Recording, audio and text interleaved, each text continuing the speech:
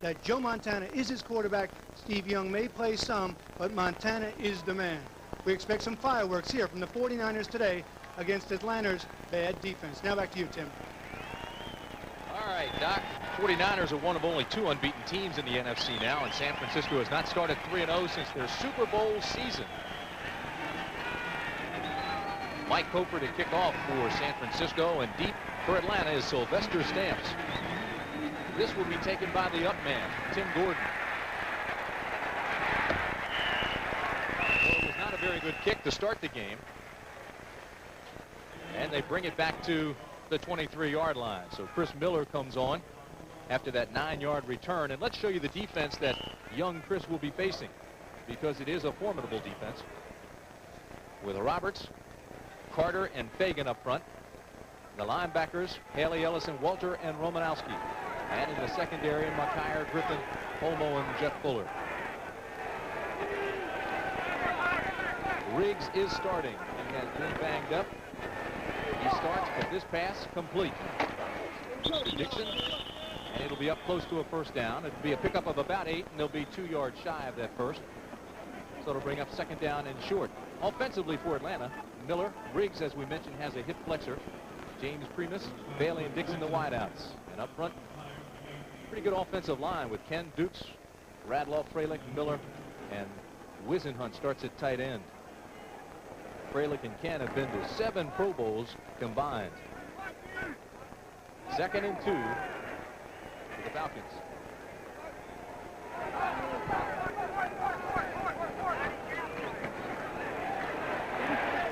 Give inside to Primus.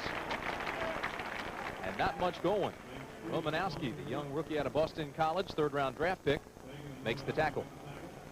You get a sense, as I said just moments ago, Chris Miller, I like him. One of the reasons I do like him, yes, he's got mobility, he's got a strong arm, he's very talented, but anybody in his first start, and this happened a year ago against San Francisco, he got into the huddle, and Freilich and Ken were apparently talking, and Chris Miller told them both to shut up. This is my team, and I'm taking control. I like a quarterback with that kind of zip. Dixon, Wisenhunt, and Bailey. Miller to throw. He does underneath. And Riggs has the first down and more up near midfield and into San Francisco territory. And Gerald Riggs looked pretty good. I talked to him before the game, as I mentioned. He was very tentative. You saw him in warm-ups, Tim. He was very gingerly stretching and jogging around. Wasn't sure. He's probably not 100% that time coming out of the backfield. He looked comfortable catching the ball. Maybe not as quick as he usually is, but looks like he'll be effective. I'll tell you this, though, Doc. He is durable, and he is one tough son of a gun. And the Atlanta Falcons need him today if they're going to have a chance against the 49ers. First down at the 48 after that 19-yard pickup. Still not much for Primus.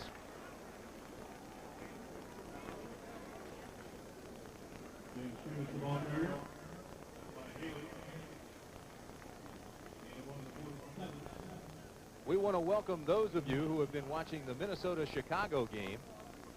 What a surprise that is. Not that Minnesota won, but the fashion in which they did it.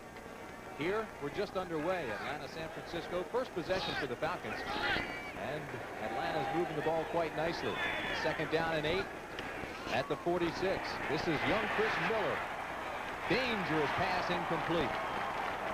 One-on-one coverage on that side, Doc. Dangerous pass, though, to throw at that distance. Dangerous pass. Very few quarterbacks will attempt that kind of pass. Chris Miller, very talented, as I mentioned, has a touch on the ball, doesn't have the strongest arm. People have mentioned him in the same breath with Elway, except not that big, strong arm to be able to throw the deep 20, 25-yard out as he tried to do right there. Tim Brandt, John Dockery at Candlestick Park. Dixon, Bailey, Matthews. 3 wideouts now. 4 wideouts for Atlanta.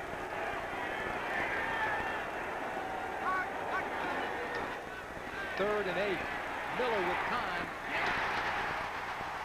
Intercepted. And there's a flag.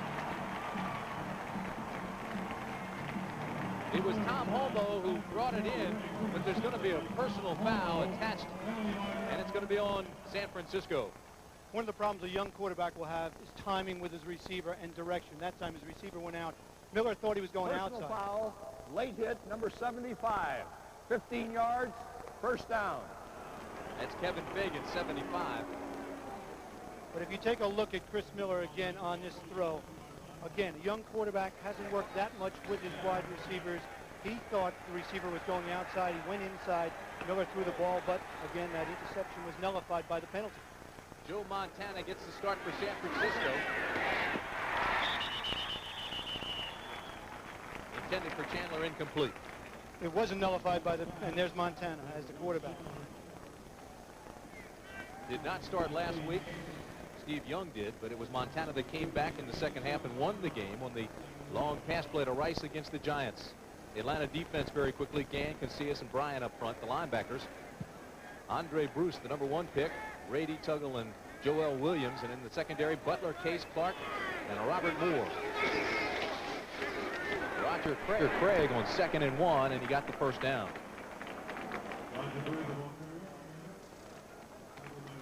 Offensively, for the 49ers, I mentioned Montana getting the start. We talked to him yesterday, and we'll talk a little bit more about his mood in the quarterback situation, along with Craig and Rathman.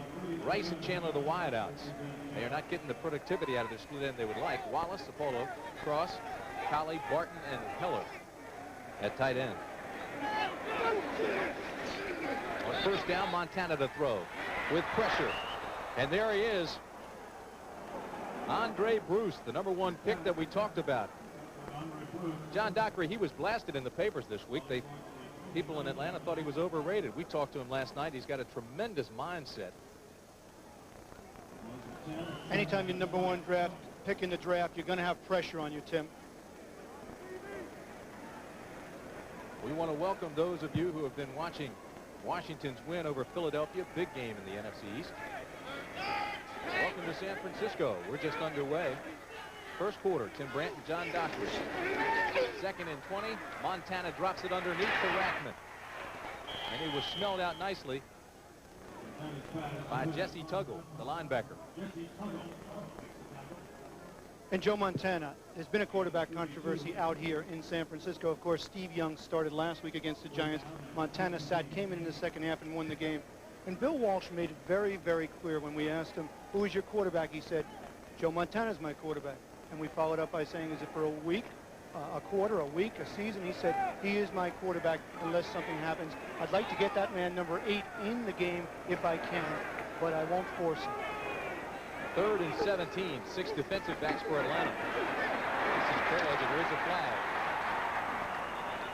Craig gets up to the 44-yard line before David Crudup takes him down, but there is a penalty, as we mentioned. Referee today is Fred Silva. And it is against the 49ers. Thus far in the season, it has been Atlanta making mistakes. Offense, number 44, holding. Decline, 4th down. And that's Tom Rathman.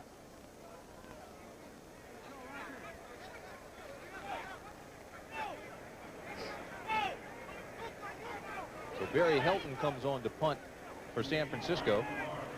He's got a 39-yard average, and it's Lou Barnes, who just came into camp with Atlanta, standing on the 17. Barnes gets back to the 20, and that'll be it.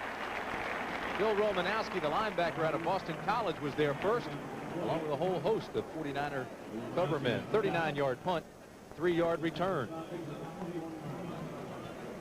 Doc, we mentioned it is a very young Atlanta team. And it is the kiddie core. You see Miller, Settle, Dixon, and Bruce. Those are some of the top players. And look at the ages, 23, 23, 24, 22. 30 of the players on the Atlanta roster are 26 years of age or under. They are rebuilding again in Atlanta. I'll tell you this, though. They do have 9 first-round draft picks active. First down, Miller throws. And Primus takes it out to the 28-yard line before he's taken down. Atlanta does have an interesting offense in that it is young, but we watched them in film in the first 2 games, and they've moved the ball effectively. And the reason they moved the ball effectively are 2 reasons. Of course, Gerald Riggs is an outstanding running back. Primus had a good week last week, but it's really Chris Miller, the quarterback, has a sense of what the game's about, even though this is only his 5th start in the NFL. And I think it's noteworthy that this was his first training camp in that he held out last week, or last year, rather. to give inside, and I do not think they will get the first down. Larry Roberts made the tackle. In a sense, what you said is exactly true about Chris Miller. He signed last year on Halloween. No significance to that. He just held out. It was a contract dispute. So really, he had the benefit of training camp. He had the benefit of being the starting quarterback all through preseason. And he is the man they'll rely on for the future. I tell you, Doc, I think there is significance there. He came in at Halloween, and he scared people ever since. 3rd and 1. 2 tight ends, Whisenhunt and Higdon. Miller on the quarterback sneak. He's going to be close.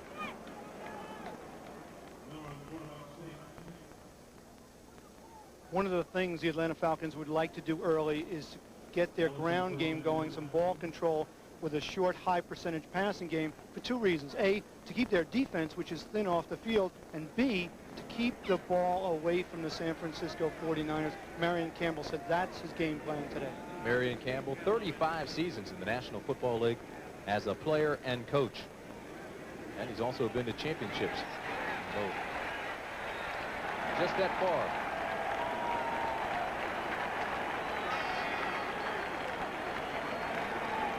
So Rick Donnelly will come on to punt it away. His average, 36.7 yards, and it'll be Wes Chandler deep for San Francisco. High wobbly punt. Chandler will field it on the 32 and call for a fair catch at the 31. A 39-yard punt. And with 9:42 remaining in the first period, we've got no score.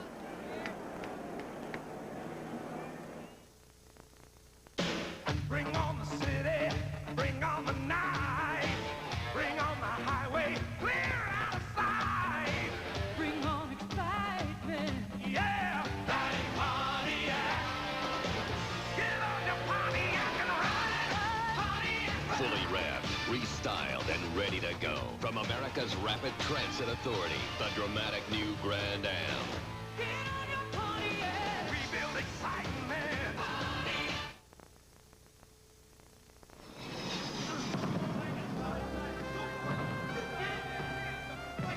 This year, 24 men and women are going to Seoul, Korea.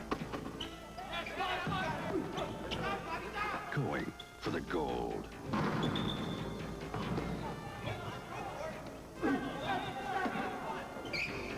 Coors Light is proud to be a sponsor of the USA National Men's and Women's Volleyball teams. Proud to be sending our best. Who flies overnight letters for just $8.75? Watch the birdie. Express mail overnight service from your post office. Who drops by to pick up your overnight packages every day? You know us well. Express mail overnight service. When we say overnight, we mean overnight. Bill Walsh in his 10th year as head coach of the 49ers, and what a job he has done.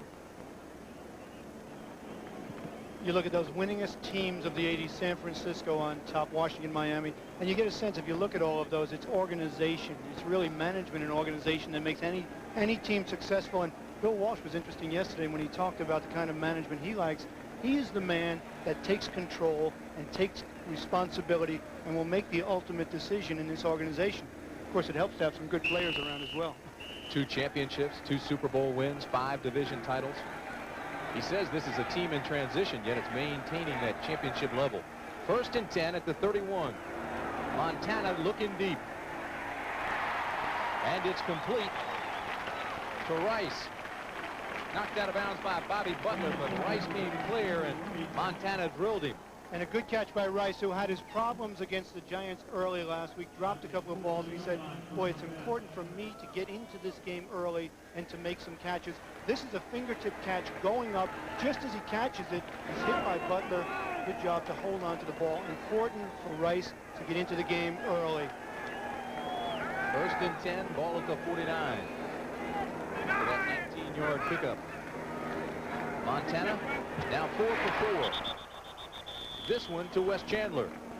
And he'll be close to another first down. They'll make it a gain of 9. It'll be 2nd and short. And interesting how he sends Rice in motion, sends him inside to pull away the extra coverage and gets one-on-one with Scott Case.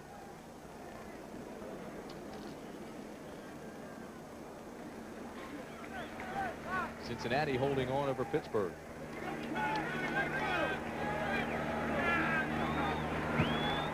Second and 3, they make it. They give to Craig. He's got a hold. To the 36-yard line. First down, San Francisco, before Rick Bryan can bring him down.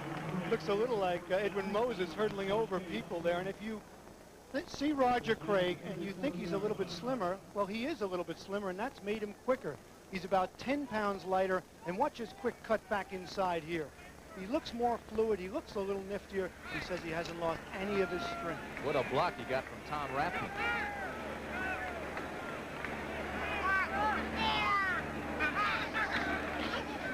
First down, back to Craig. Craig to the 25-yard line. John Rady made the tackle along with Scott Case, but San Francisco going to his run and stun attack. And you know, the motivation for Roger Craig, many people were talking about him slimming down. He's getting a little older. A lot of players want to be a little lighter, but there may be another motivation. And Sherman Lewis, the running back coach, told me before the game, Terrence Flagler's performance, you know, the star running back from Clemson, who's hurt right now, pushed Roger a little bit and got his attention. That's why he's playing even better this year. On 1st and 10, they're going deep. It's Rice. Incomplete. He had Bobby Butler beaten, but couldn't stay in the end zone. And Butler's doing a lot of complaining, Tim, that he was pushed by Rice, and that's why he fell down. Of course, Rice did catch the ball going out of the end zone. Oh, was it close? Look at Rice, though. You see those gloves he's wearing, those red gloves? He normally wouldn't wear them in this situation, but he's got a bruise on his hand. He's got a bandage underneath, so he's wearing the gloves. You see Butler go down, catches the ball out of bounds, clearly out of bounds.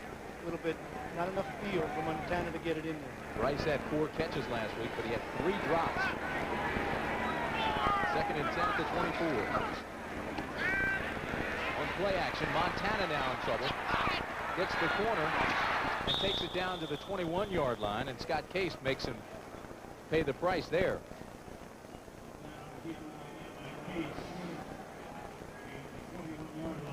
Watch Andre Bruce, the outside linebacker, coming in here. Bruce, see Colley come out to pick him up, does a good job.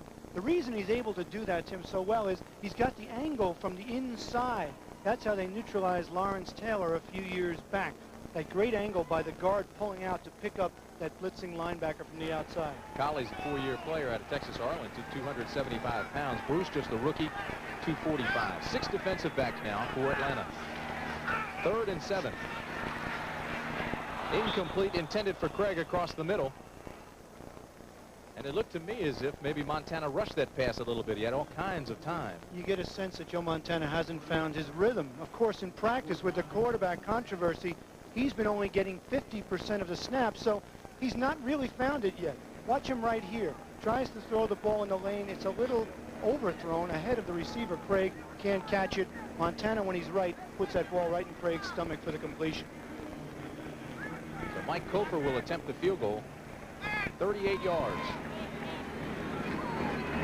The hold is good. The kick is long enough, and it's good.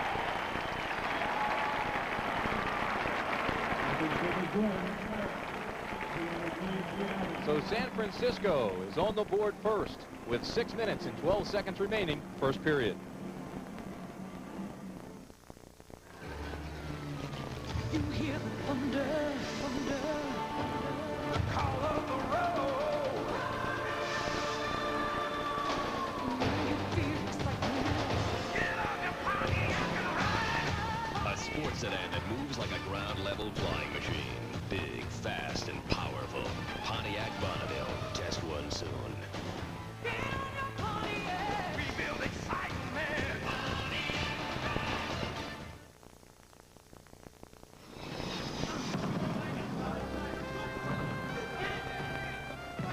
This year, 24 men and women are going to Seoul, Korea. Going for the gold.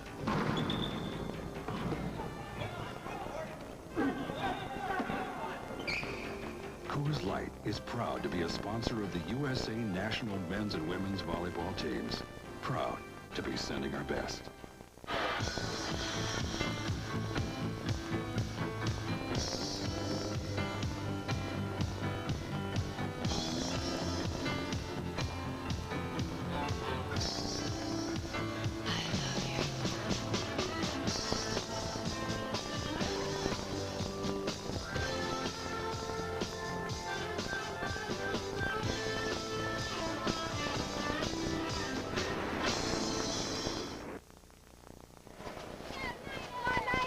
San Francisco has beaten Atlanta 8 straight games. In the last win for the Falcons, Dick Stockton made the call. To go.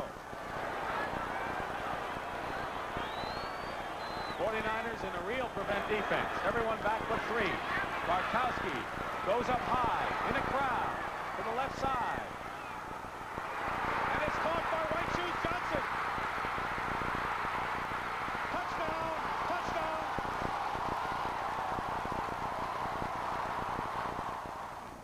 They didn't dominate, but they won it.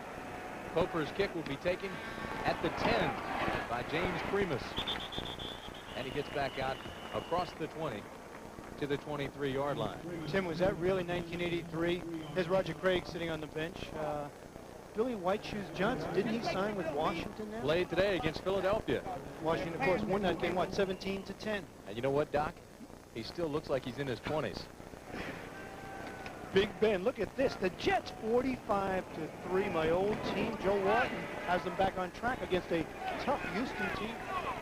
Wow. First down at the 24 for the Falcons.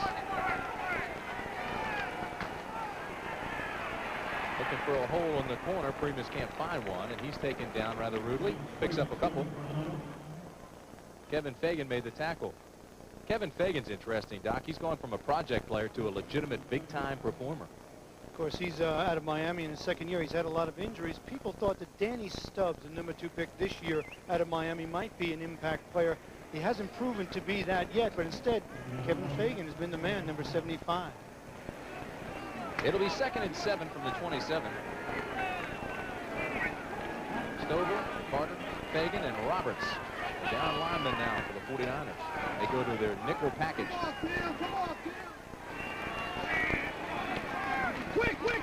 Three-step drop, go up top. Dixon. Broken up nicely by Tim McKyer. I thought Dixon had a step. McKyer made up ground. And McKyer, one of the things San Francisco's worried about are their 2 young cornerbacks, McKyer, 22, and Griffin, who were a holdout, and they're really only back 4 weeks now, and they're not quite in the best playing shape. Nice fade here by Dixon at the end, but he just gets a finger on McKyer and tips it away.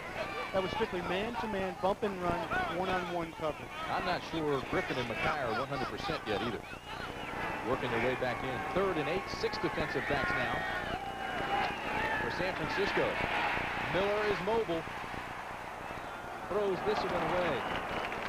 It was intended for Aubrey Matthews. Incomplete. Right now, let's go to New York and Brent Musburger. Brent? Well, Tim, an early storyline this afternoon on the AFC. 2 teams are now 3-0, Buffalo and Cincinnati. Pittsburgh was driving late, and Bubby Brister was intercepted by Eric Thomas. The Bengals run out the clock, and they win at 17-12. Back to Tim. And it wasn't long ago that Sam Weich's job was on the line. He looks pretty solid right now. Rick Donnelly to punt it away for Atlanta. Here comes the rush. This punt will take Chandler back inside the 30 to the 26-yard line and tempers Blair a little bit.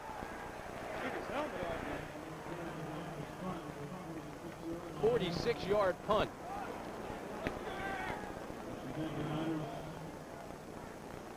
And San Francisco will start at the 27.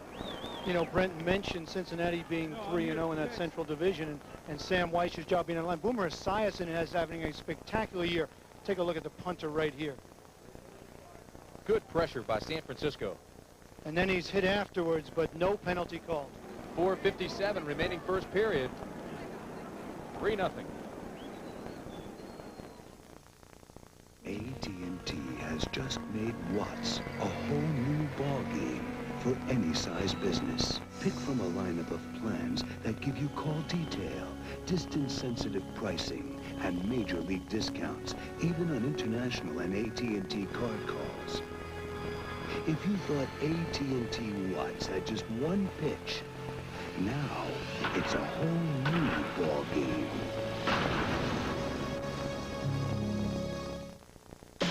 Bring on the city, bring on the night, bring on the highway, clear out of sight. Bring on excitement, yeah, Pontiac. Get on your Pontiac and ride it, Fully revved, restyled, and ready to go. From America's Rapid Transit Authority, the dramatic new Grand Am. Get on your Pontiac. We build excitement.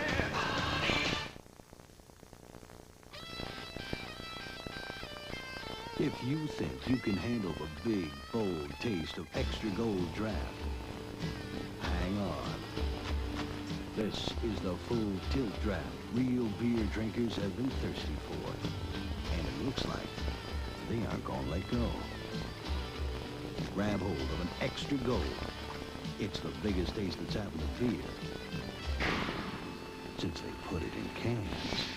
Here are the defending SEC champions and ranked 6th in the nation. The Tigers of Auburn battle conference rival Tennessee next Saturday on CBS Sports. First and 10 at the 28 for San Francisco. Roger Craig left side, looks for a block, can't find it, loses his helmet. And he gets back to the line of scrimmage. Rick Ryan got there first, and he was joined by Jesse Tuggle. You know, Joe Montana didn't start last week. There's a couple of reasons. If you look at his right arm, you see that big white elbow pad on there. Well, that's to protect a bruised elbow. He showed it to us the other day. There is a little bit of swelling, but he says it's far less than last week when he was in against the Giants in the second half with that miracle touchdown to Rice to win that game. He has that unique ability to elevate the performance of everybody around him. This is Craig on 2nd and 9. And he gets back to the line of scrimmage. Andre Bruce chases him down there. Bruce has good movement for a guy as big as he is, 6'5", 245. Really enjoyed talking with him last night. He's an interesting young man. #1 draft choice in the draft out of Auburn. Of course, an All-American MVP in the Senior Bowl. They expect him to be an impact player like the Lawrence Taylors, Andre Tibbetts, and Rod Martins, those kinds of outside linebackers. He said he was happy to get out of Auburn, didn't have to go to class, got here, now he has more meetings than he has classes. Right, compared it to high school. 6 defensive backs now for the Falcons on 3rd and 8. Montana just drops a little screen to Craig. Nice cut out to the 40-yard line, and across the 40 to the 41-yard line. That's where Brett Clark takes him down. You know, Bill Parcells said last week after Rice and Montana beat the Giants in that last second, he said, great athletes make great plays. Montana, Roger Craig, Jerry Rice, they have the big-time talent in the offense to make things happen. And that time, Roger Craig made much of that happen on his own for the first down after he caught the ball. He does do that. 3 touchdown passes against New Orleans, 78-yard touchdown to Rice last week to beat New York. Wide receiver on 1st down, and Montana goes down. Tony Casillas, 280-pounder out of Oklahoma. One of the best nose tackles in the game, going against Randy Cross. Of course, Cross has moved in from guard. Watch Casillas here. Uses his hands on a stunt, comes around the outside, and gets in on Montana to make the tackle. That wasn't much technique as much as it was strength and speed. It really was, but he kept the center away from him with his arms and then cut around the left side in the stunt. The offensive lineman got caught in the traffic. Casillas came free to make the tackle. It'll be 2nd and 13 from the 37 for Montana and the 49ers.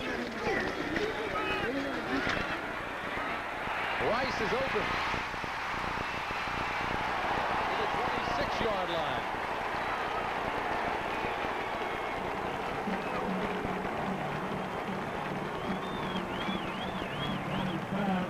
...37-yard pickup. This is simply a rematch. This is what they want, one-on-one. Scott Case, number 25, trying to cover Jerry Rice, gets totally turned around. The ball is thrown up there. Rice kind of has to wait for it. Case makes a great head tackle right there, while Rice is gone for the touchdown. crowd wanted a face mask penalty. Take a look at Casillas battling away. Randy Cross just misses getting there. Montana delivers the ball and takes a big hit. Montana now 6 of 8, 86 yards. He's hot. This is Craig. To the 24-yard line, Jesse Tuggle makes the stop. You know, everyone talks about the sophistication of the San Francisco offense, and it is. It's like playing basketball in cleats. Move people around, pick, find the open man, and just flip them the ball. Montana is a master at doing that. Of course, Walsh is his mentor and the man that puts all of this together, but you need someone, a technician, to run it. Montana is the man. 49ers passed to establish the run. Last week of the first 24 plays, 17 were passes. 2nd and 7, Roger Craig.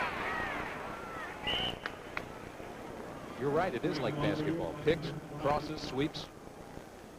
And Joe Montana just does. He moves his pieces around like a chess match. Moves Craig out of the backfield, gives him an option on the linebacker to go inside or go outside, depending upon what the linebacker is doing, and then just flips him the ball.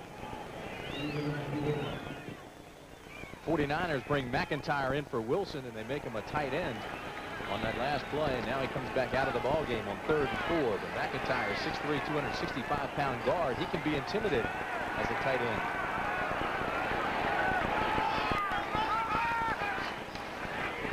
Montana has Craig open to the 10-yard line. Joel Williams makes the tackle. Well, if they're looking for a 60-40 pass-run ratio, right now Doc, it's 10 passes, 7 runs for the 49ers. Well, they don't bother. I mean, Walsh told me in the first quarter, we'll run early, and often we don't believe in trying to jam the ball down the throat of the opposition when they're jacked up and excited. We'll throw the ball, and they have been. And the first quarter belongs to the San Francisco 49ers. 3-0. We'll be back.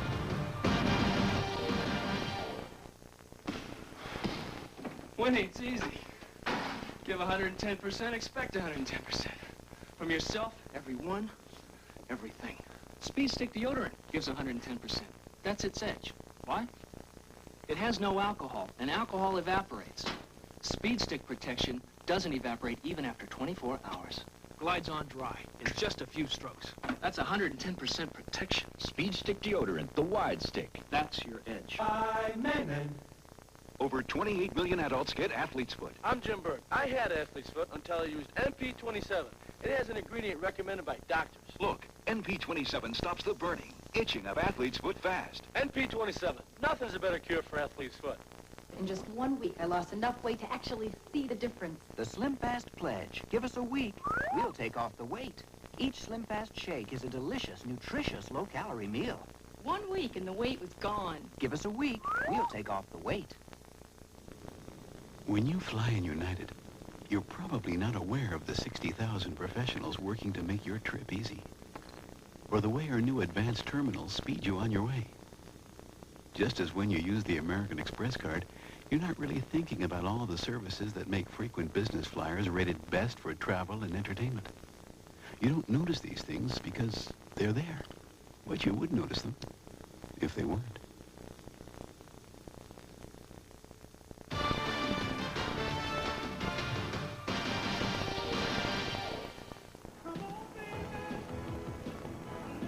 Ciprian and John Dockery at Candlestick Park in the Bay Area of San Francisco. As we start the second quarter, it is 1st and goal for the 49ers.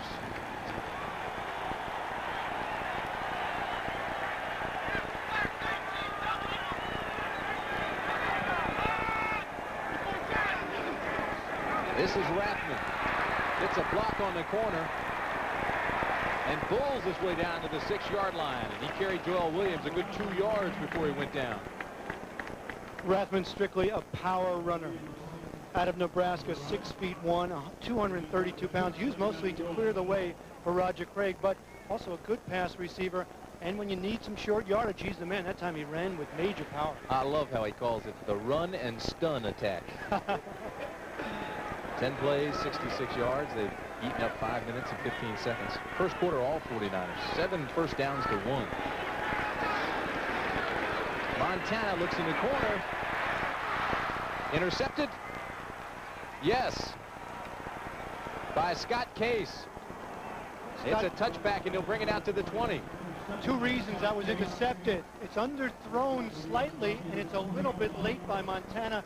He wants it back. He's going to Jerry Rice. They have man-to-man, one-on-one.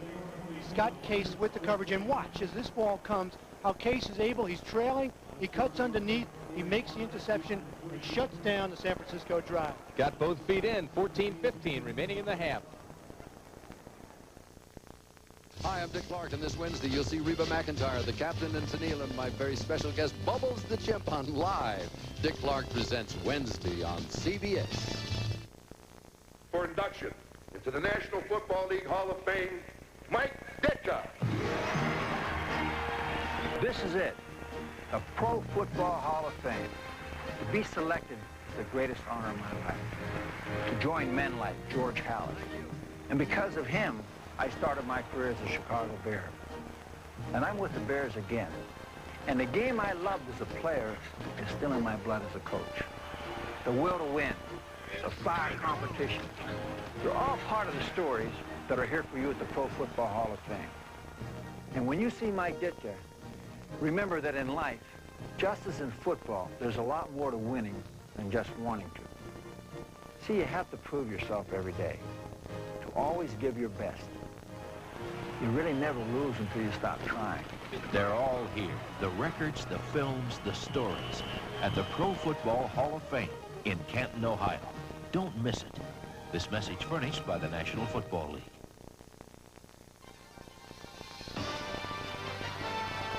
CBS Sports coverage of the National Football League is sponsored by Pontiac. We build excitement. And by Allstate for home, auto, and life insurance. You're in good hands with Allstate.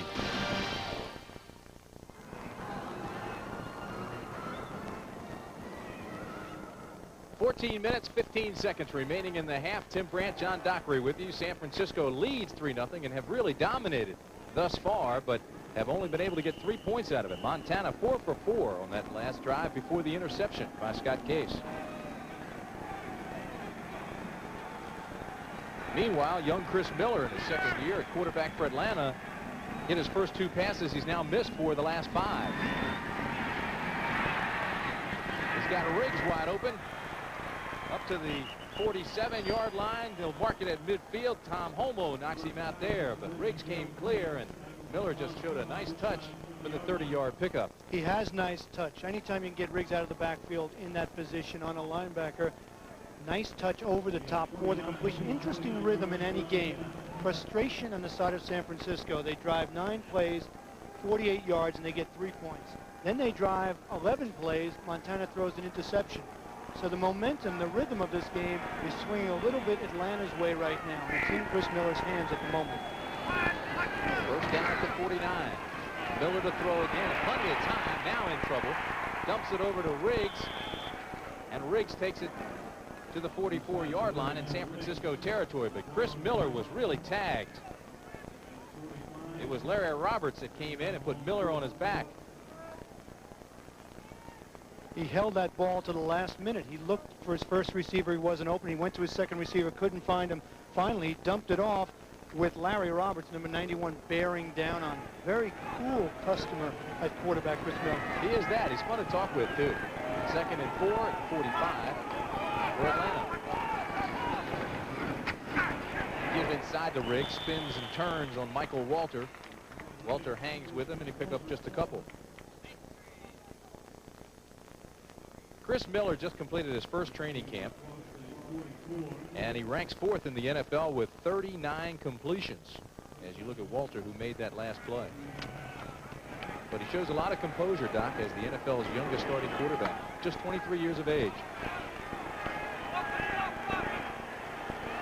Atlanta just 1 for 4 on 3rd down conversions. It is 3rd and 3 at the 44.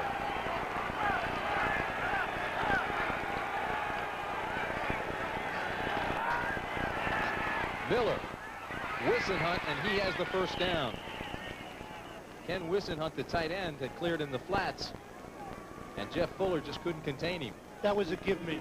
Tim Brandt, you could have completed that pass because Jeff Fuller was playing off. Wissenhunt just simply went down and out. Miller saw it beforehand that it was man coverage, and that was a give me. Just throw it out there for the first down. I could have completed that pass if you were the DB. I saw you play, Dockery.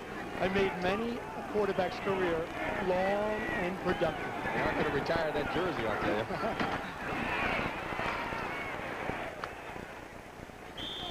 Primus picks up a couple on first down. You know, they have good linebackers on San Francisco. And watch number 50, Ricky Ellerson. Quick, got good movement. See him fight off this block strong enough to do it, and then come in and help out with the tackle. It'll be 2nd and 7 at the 36. I want to talk about Ellison, too. I know you liked him. Oh, yes. He, too, was unique.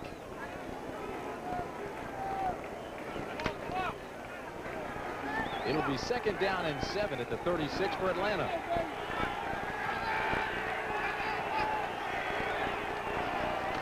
Miller on play action, has pressure backside. Incomplete. It was intended for Stacey Bailey, and I'm surprised Miller didn't run with it. He had the entire right sideline open. If you talk to the defense of San Francisco, they will tell you their top priority in this game defensively is to contain Chris Miller. That time he showed you some good touch on the ball. That went off the fingertips of Stacey Bailey. You know, Doc, that's not the point, though. They were concerned about containing him. That time he broke containment, and he had a lot of room to run. He had some room, but he thought he could get it in there to Bailey for a bigger gain. He actually had Riggs out of the backfield, turning upfield, you know, where they flood the zone. They have one man short, one man deep.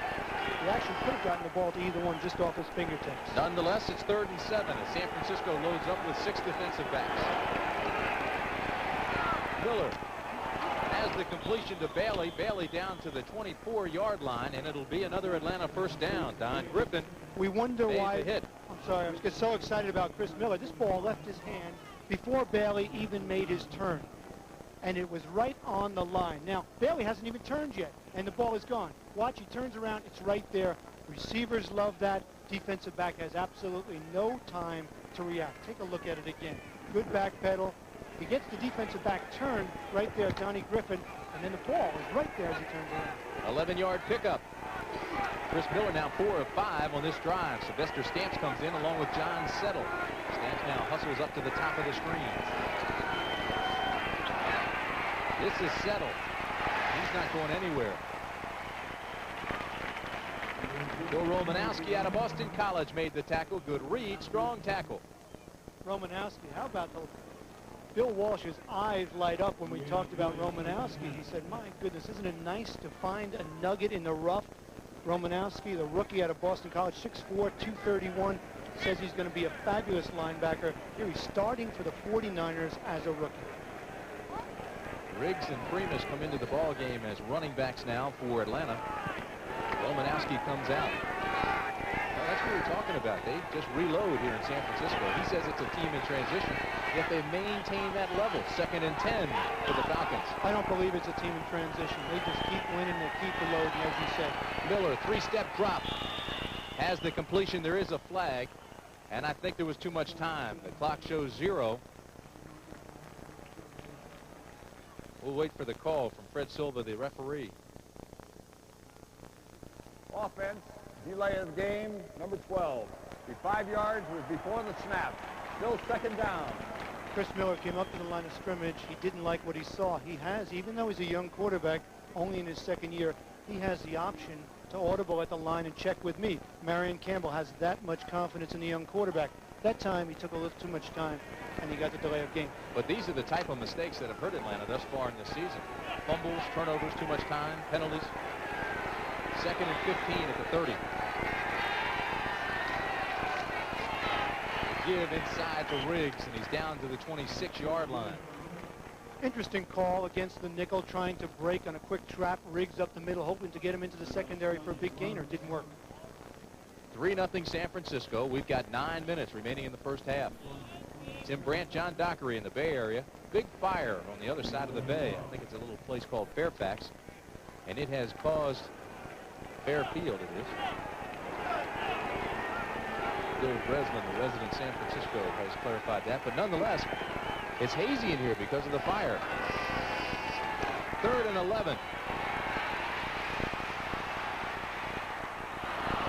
Matthews wide open down to the 10-yard line. Danny Stubbs had the pressure on Miller, but again he showed that mobility, bought himself some time and made the completion. The extra dimension at quarterback. Watch Miller. Here comes the rush. Ducks around it. The contain was lost right there. It looked like Stubbs, and then he just flips it to a wide open Matthews. Gets his feet in bounds. Very close on that catch along the line. Woo. But they give him the catch. First down. You hear the reaction of the crowd here at Candlestick.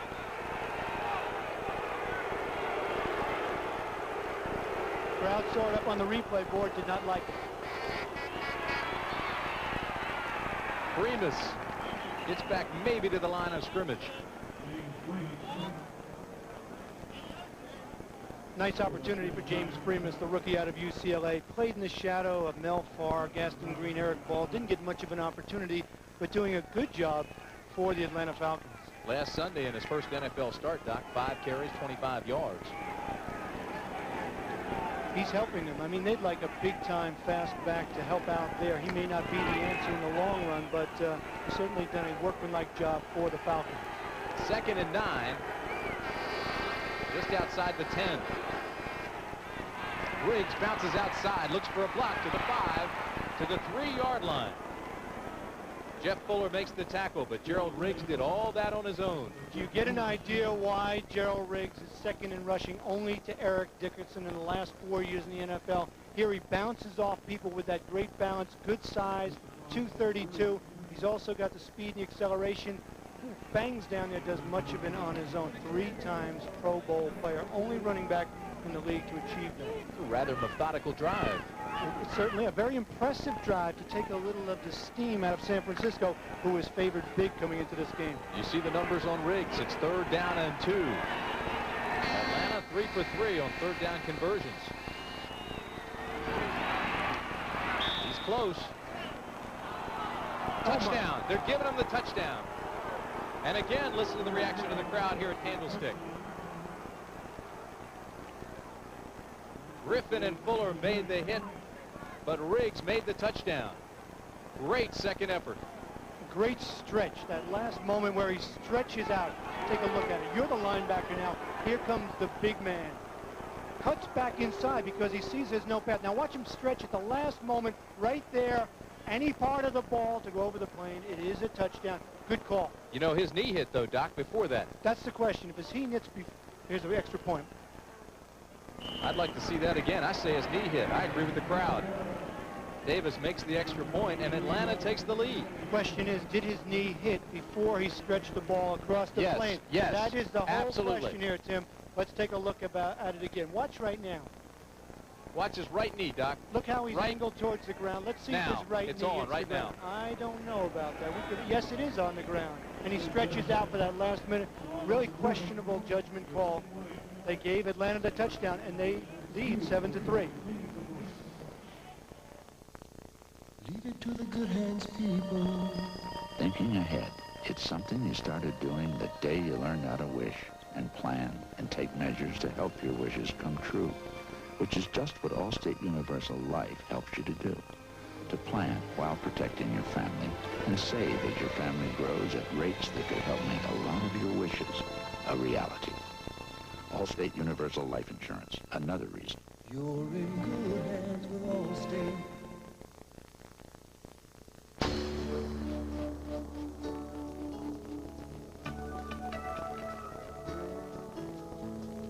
The Clydesdales, the symbol of Budweiser quality, of Beechwood aging, the choicest natural ingredients, and a genuine commitment to freshness and taste. One beer lives up to all this. Budweiser. Okay, so you love your car. Whoa, you're not going inside yet. The tires, the 4 round things underneath. There you go. Now, see that armor all protected? wipe some of that stuff on the tires and bumpers. Okay, now get in the car and do the dash and the seats. You can do this. This is not rocket science. Now look at your car. Now go in the house and tell them how hard you worked. Go ahead. They don't know about Armor All. They'll buy it. Atlanta has taken the lead here at Candlestick, 7-3. We've got 7 minutes remaining in the first half. Greg Davis to kick off. And he'll be kicking deep to Doug DeBose or Harry Sidney. It'll be DeBose in his own end zone. And he'll take the touchback. They'll bring it out to the 20. Take another look, Doc, at the touchdown for Atlanta. Take a look at the left guard. Number 66, George Yarno, pulls to the left side and makes a great block, taking out 2 players to lead the way for Gerald Riggs.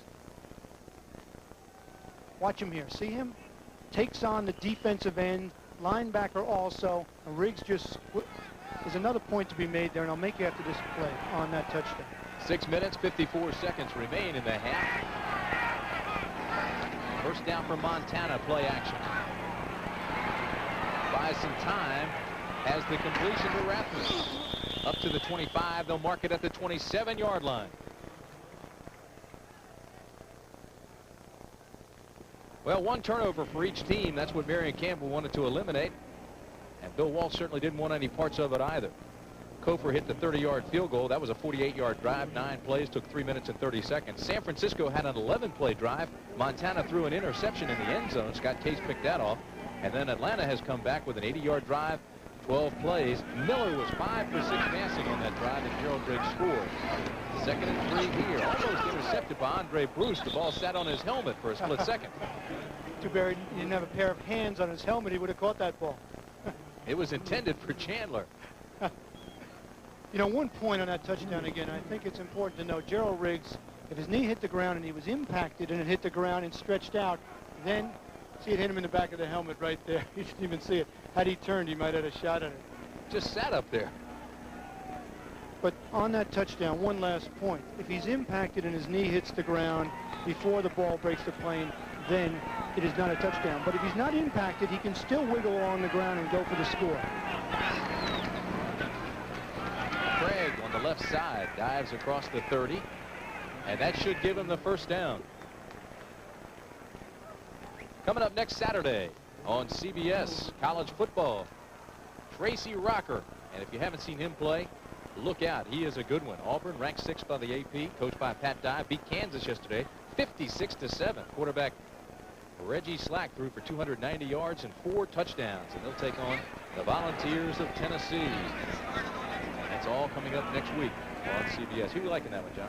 Oh, I like Auburn, definitely. And obviously, Andre Bruce has an interest in that. First down for the Niners. Andre Bruce, of course, last year, he and Rucker were a destructive force in that defense. Now Rucker has to take on some of the added responsibility for Auburn, but they're looking good. Pat Dye's got them going down there 2-0.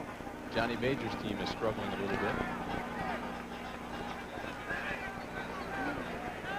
First down at the 30 for San Francisco.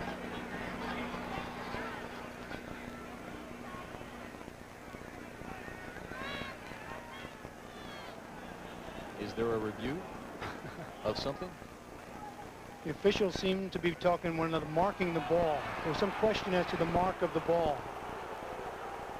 After further review, instant replay ruled the man was down on the 29. We'll move it back. It'll be 3rd down. How about that? Crowd does not like it. How about that? I hate to say this. I'm surprised the instant replay ruled on that. I thought it was more in terms of possession and not those kinds of plays. Of course, they do have an instant replay official assigned to the NFL. Let's take a look at it again and see if he was down on the 29, as they say. Interesting. Are they going to review it again?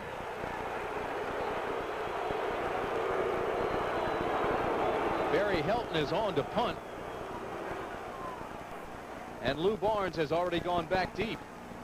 We'll let Fred Silva discuss this and talk it over, and then tell us. Right now he's talking to Dale Williams, the line judge. Now he calls in everyone.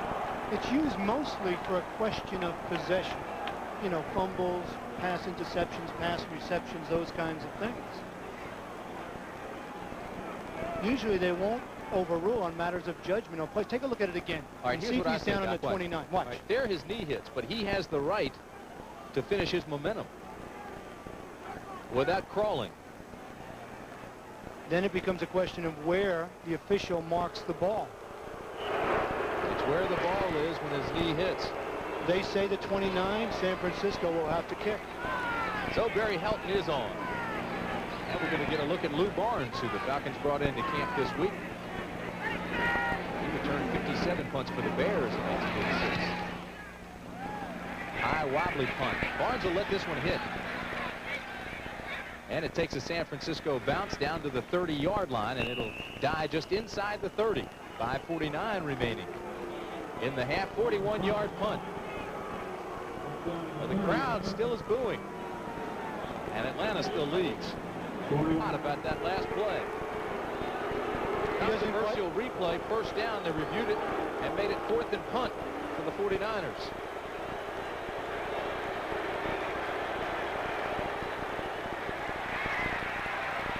Dixon gets the block to the 47-yard line. A 17-yard gain. I think the call on that replay was simply that the replay official saw it and spotted it at the 29, which would be short of the first down. So that's why Atlanta has the ball back. Bill Walsh does not like it. He was hot, as you said, talking to the officials, was a little bit confused, unhappy about it, but it stands. 5 minutes and 10 seconds remaining in the half. Atlanta leads San Francisco 7-3. Chris Miller has been very hot as of the last drive. And the quarterback seemingly in control here.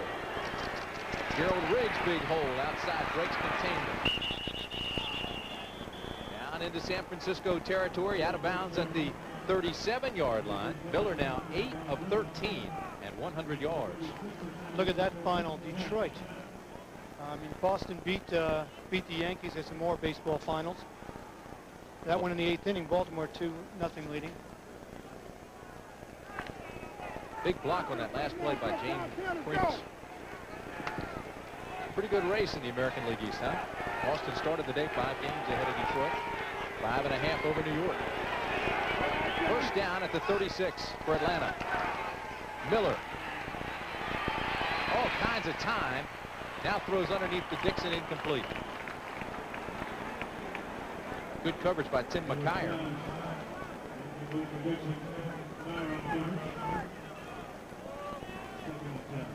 Candlestick Park, San Francisco, in the Bay Area today. Extremely pleasant. Sunny skies, low 70s. Tim Brandt and John Dockery. Pretty good football game so far, Doc. Absolutely, and I wasn't exactly believing all of the players and Marion Campbell about Atlanta. I know they're an improved team. Last year they were the worst team in the NFL, a depressed doormat. Now they see new hope because of stars like Chris Miller, Andre Bruce. Be careful, Doc. It's only the first half. I understand, but they're playing a good ball game right now. 2nd and 10 from Miller. Backside pressure drills this dangerous pass, and it's complete to Higdon. And I don't like the way Higdon came down. And he's not getting up. Higdon is holding his left knee. Alex Higdon, the rookie out of Ohio State, who the Atlanta Falcons are so high on, they think that he will be the star of the future at tight end. His leg got caught behind him, almost as if it caught. And the rest of them just kept going. He's 247 pounds, and watch the momentum carry past that leg. They did, and just as he was going down, he was hit, and that leg collapses underneath him. Olmo hit him just as he was catching that ball on the left knee. I was talking to Jim Hannafin before the game, and they were so high on Higdon. This is a real shame to see him down on the turf.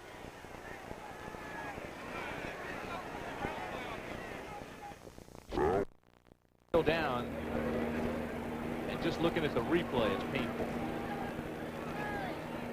It makes you want to cringe as his leg gets caught under him as he goes down. He's hit by Tom Holmoe afterwards, but you see his left leg collapse right there. Oh my.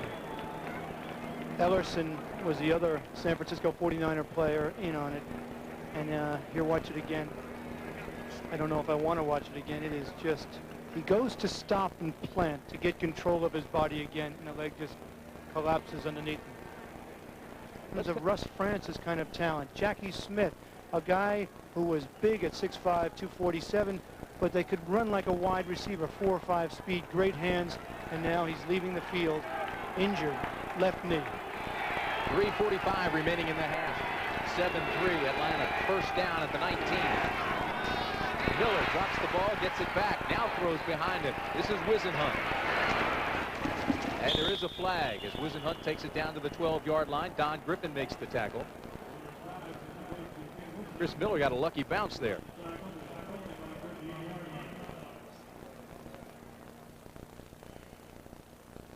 Fred Silva getting straight on the call, and he'll let us know.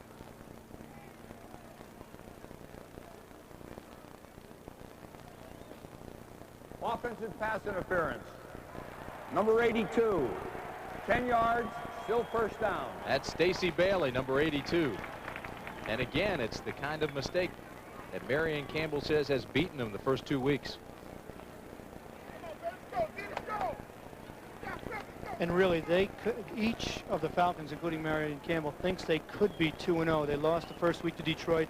Last week, they were ahead of New Orleans, played them tough all the way through before losing by a little over a touchdown. So they believe they might be 2-0. On the other side of the coin, San Francisco, a couple of last-second wins, and they are 2-0 and 0-2 here. So it's just a matter of 1 or 2 plays in a game that makes a difference. Fagan, Stubbs, Carter, Roberts, and Stover all down linemen now on 1st and 20. This is Primus, big hole inside the 20, cuts back to the 10. Touchdown Atlanta. That'll quiet the crowd. James Primus, 29-yard touchdown run. He got blocks from Miller and Dukes and then made a spectacular cutback for the touchdown. And you be the linebacker in this situation and take a look at this quickness of James Primus as he cuts back. You see the guards pulling, leading the way, Jamie Dukes. But right here, the quick cut cuts away from 46 Tom Holmoe and then just turns on the speed and gets to the corner of the end zone before Donnie Griffin finally knocks him out in for the touchdown. How about this? Frank Davis wants to go for a point. And the Falcons lead San Francisco 14-3. There was talk here in San Francisco of the defense having its problems. They are banged up. Ronnie Lott is not here. Neither is Eric Wright. They're both out with injury. But Atlanta today is controlling this game.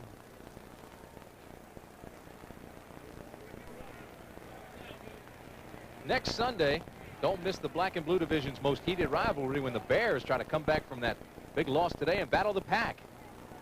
And then the question is, as you look at the rest of the games, Tampa Bay, New Orleans, Atlanta, and Dallas, can the Seahawks ground the aerial attack of Montana and the 49ers, which is struggling right now? Find out in another doubleheader day of NFL action.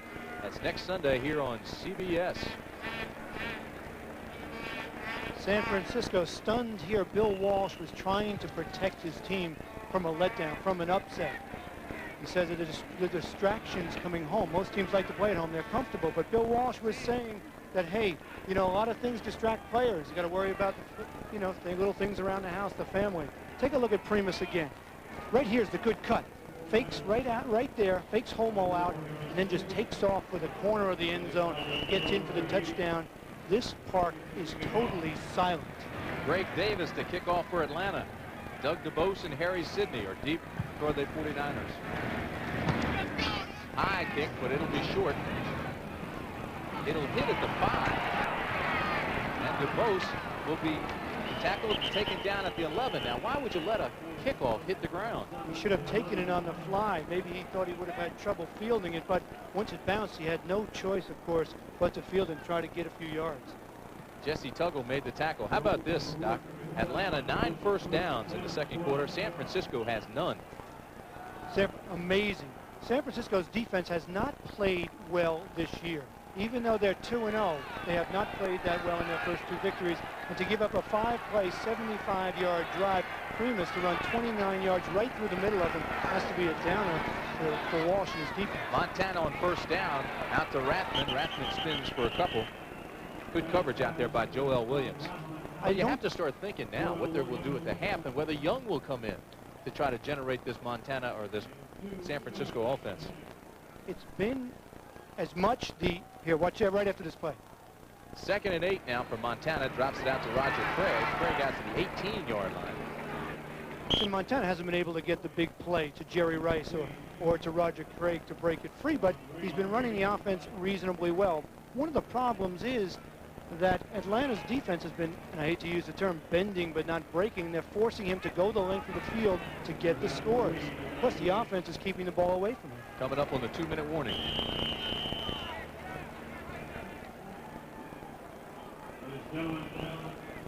It's a stunned crowd at Candlestick. 14-3 Atlanta. Talking with the Falcons last night, it is an emotional young group. They have a positive attitude. They're having fun playing, and it's showing here this afternoon. They think they're much better than their 0-2 record. See the timeouts remaining, 2 minutes in the first half, and it's 14-3 Falcons. Marion Campbell has the Falcons believing. 3rd and 2 from the 20 for San Francisco. Montana has Craig underneath, and he's got the first down. Clock continues to roll with 1:50 remaining in the half.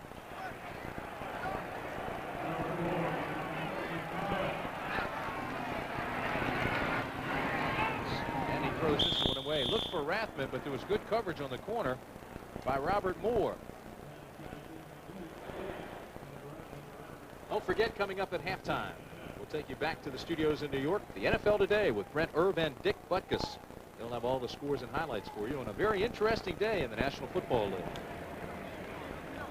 You know, one of the things that took the steam out of the San Francisco 49ers, they drove the length of the field, and then Montana throws an interception in the end zone. They come away with absolutely nothing. And then Atlanta comes back on a long drive and goes ahead 14-3. Montana in trouble, ball's loose, and they say he was down. Rick Ryan recovered it. And they say he was down, so it'll bring up a long loss of 8, and it'll be 3rd down.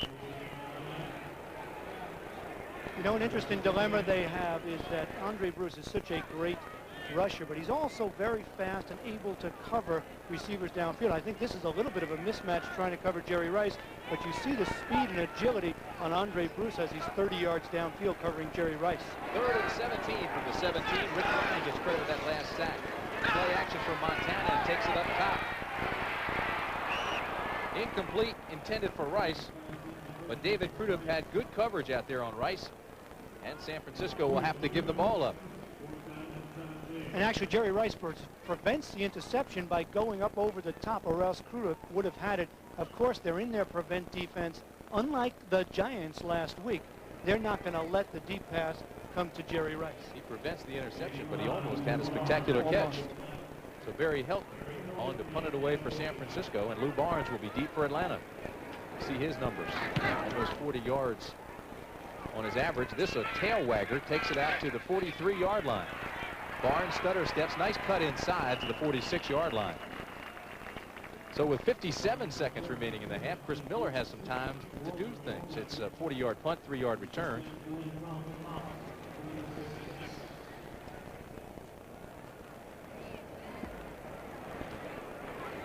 Miller's shown a lot of poise today.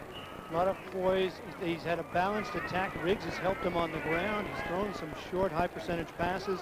He's just looked like he's comfortable at quarterback. And is only his 5th NFL start as well. Out of Oregon. Had a lot of his family come down for this. Needed 28 tickets for this game. Now he's trying to use this clock. He's got backside pressure. Gets this to Riggs. Riggs gets 2 marvelous blocks on the corner and takes it down to the 45-yard line in San Francisco territory. It looks like he's taken a page out of the San Francisco 49er playbook. You wonder why he's throwing this situation when he's ahead 14-3, 50 seconds left. But that's a very high percentage pass. Very little risk. Just flips the ball out to Riggs, who takes it upfield and gets close to the first down. Oh, I tell you, Riggs ought to go back in the huddle and shake hands with Wayne Radloff, because he threw a block just to clear him on the corner. 2nd down and 1 with 50 seconds remaining.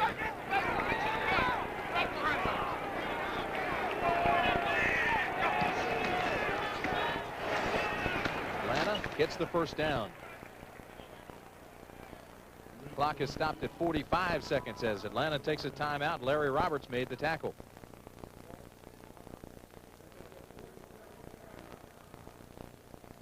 Atlanta looks strong right now. 45 seconds left, moving the ball methodically, and Miller looks strong. There's 45 seconds remain in the half. Miller's the quarterback. 5 defensive backs for San Francisco.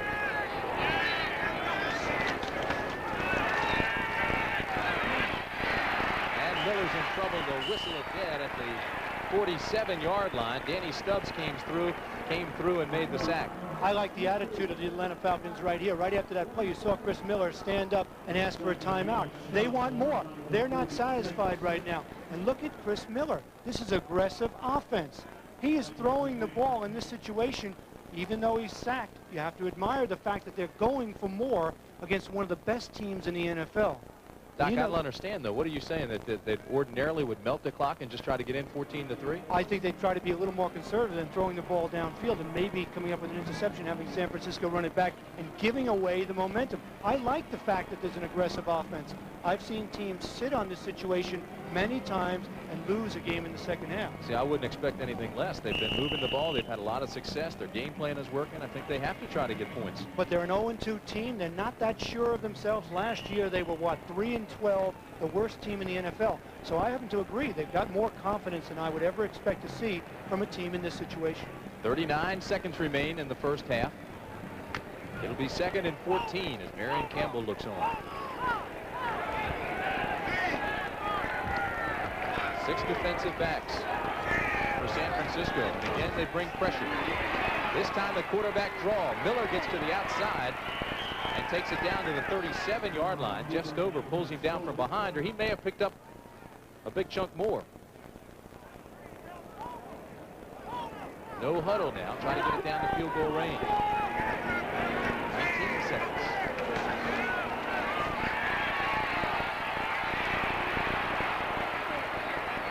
Look at this, wide open. To the 1-yard line, no signal. Stacy Bailey had come clear, and the mobility of Miller once again makes something happen. The mobility of Miller made it happen, you mentioned, but also the inexperience of the defensive backfield for the 49ers without Lott, without Wright. Watch Stacy Bailey on the outside. Watch him adjust his route. Yeah, number 82. He finds an open spot. He goes down. Now at this time, Miller is dropping back. He's being chased out of the pocket. And watch Bailey. Defensive backs make a mistake. They come up when the quarterback is still scrambling around. That allows Bailey to get wide open. Ball takes a while to get there. Doesn't make it in the end zone, but the defensive backs made a mistake. Chet Brooks came up, number 31, when he shouldn't have. Prime rule. He just released the receiver. Right. When a quarterback's scrambling, you have to keep getting depth. 2 seconds remain in the half. Now do you go for the touchdown or you go for the field goal? I go for the touchdown and the knockout punch. Not that it's a knockout. It was 21-3 that the Niners couldn't come back. But boy, will they be demoralized going into the locker room. 37-yard gain, 1st and goal. 2 seconds remain in the half. The last play of the half. You know it's going to Riggs. Or do you? It's Miller. Touchdown, Atlanta. Use Riggs as a big boy. Used him as a decoy. Everybody went for him. The extra dimension at quarterback. A quarterback with wheels like an Elway. Watch the good fake. There are Miller's parents there. Jane and Jess. Boy, are they happy with the young quarterback. Most people thought the Falcons would lose by a few touchdowns coming into Candlestick. Right now, 20-3 over the 49ers. And all of a sudden, Candlestick Park sounds like a library. It's quiet. I like the call. Run pass option. If they contain the quarterback, he flips it to the receiver. Davis with the extra point. And it's good. And we have perhaps the surprise of the day with Atlanta. Take a look at the replay. Not even a good fake to Gerald Riggs. See, he has the option of throwing into the end zone right there to Wilkins, but instead runs it into himself. And is he happy? See the big spike. Take a look at ground level. Everybody looking for Gerald Riggs. Not much of a fake. And here, he decides to run all the way. He's not even looking for the wide receiver, Wilkins. You don't need much of a fake. Everybody thought it was going to Riggs, and look at the reaction of Marion Campbell and the bench on the Atlanta side. So that's the end of the first half, and Atlanta leads it big. Wait and see which one comes in to start the second half. Another short kick to close at the 10. To the 21-yard line. Good coverage by the young Atlanta Falcons. The tackle was made by Jesse Tuggle. John Dockery, take a look at the quarterback comparison. And it is Joe Montana in the second half. You see him heading in there. Again, both quarterbacks had one interception. Their numbers, Montana 12 of 18, 119. Can't get any production to his wide receivers. Rice hasn't been able to get loose. More importantly, Miller hit 8 of 10 passes in the second quarter, and that made the difference. It'll be interesting to see if Steve Young comes in at quarterback. Walsh told us that Montana was his quarterback, but if Montana doesn't get something going soon, I think he'll have to go to Young. First down at the 22. We saw this in practice. Rice throws, intercepted. It's Clark to the 21-yard line, and that'll bring out the Boo Birds, and I'm sure it'll get Young loosening up.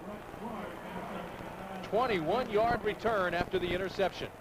Bill Walsh tries to get something going right away. Flips the ball. Watch Montana. Flips it to Rice. But Brett Clark, the defensive back, wisely, they're playing zone downfield, stays downfield. The ball is thrown softly. He reacts to it and comes in for the interception. Let me clarify something, Doc. I said I'm sure that'll get Young up and warming up. Not so much because of the pass. Obviously, it was Rice that threw the pass, but because the offense is so stagnant right now. But it's a call by Bill Walsh. Obviously, it came out of the coaching staff. It's just poor execution. Rice didn't throw that ball very well. First down at the 22. Primus down to the 20, maybe inside the 20. Bill Romanowski makes the tackle there, the rookie out of Boston College. But there's a play like that, a little flea flicker, give you a sense of desperation with the 49ers rather than coming out and say, well, we can score, we can move the ball. You know, I don't think so. They go for the trick play. That's San Francisco. They do those things. They do them in practice. What was Marion Campbell saying last night? He says, well, we know the reverse is coming. We just have to wait and see when. I mean, that type of play is expected from San Francisco. Hard to catch a team that plays a lot of zone with a play like that. Second and 9, 2 tight ends for Atlanta, Wissenhunt and Wilkins.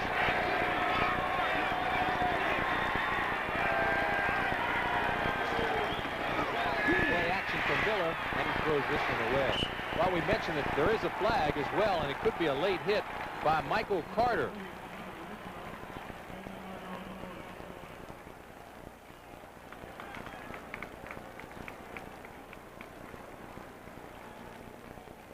Well, it'll be against Atlanta. Intentional grounding, number 12. Loss of down. Third down. I was going to say if it were a late hit by Michael Carter, it wasn't much of a hit. If you take a look at Michael Carter, number 95, right there in the center of your screen, watch him at the end of this play. He really doesn't do much to the quarterback, and Miller just threw that ball away. I thought it was a pretty good play. The official ruled that there was no one in the area and called intentional grounding. It'll be 3rd and 18 from the 30.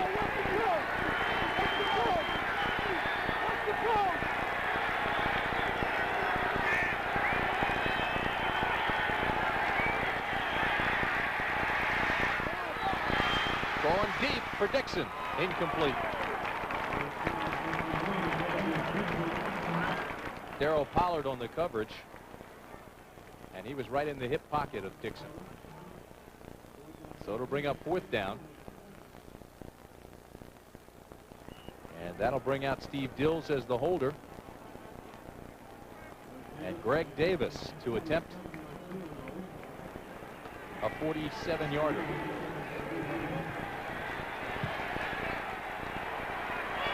He's 1 for 2 in field goals, missed from 41 yards. This one is long enough, and it's good. So the 47-yard field goal by Davis, and the Falcons just add to that lead. 24-17. to 3. Watch Marion. The old Swamp Fox, and we'll be back.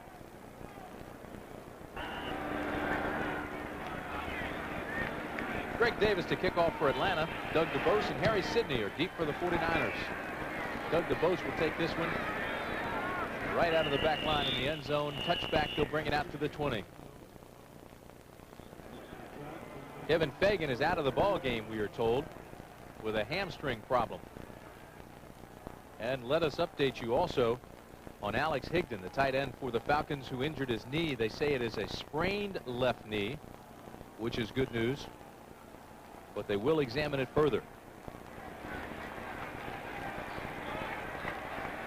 Meanwhile, it is first down and 10 at the 20 for San Francisco. Rice and Chandler, the wideouts.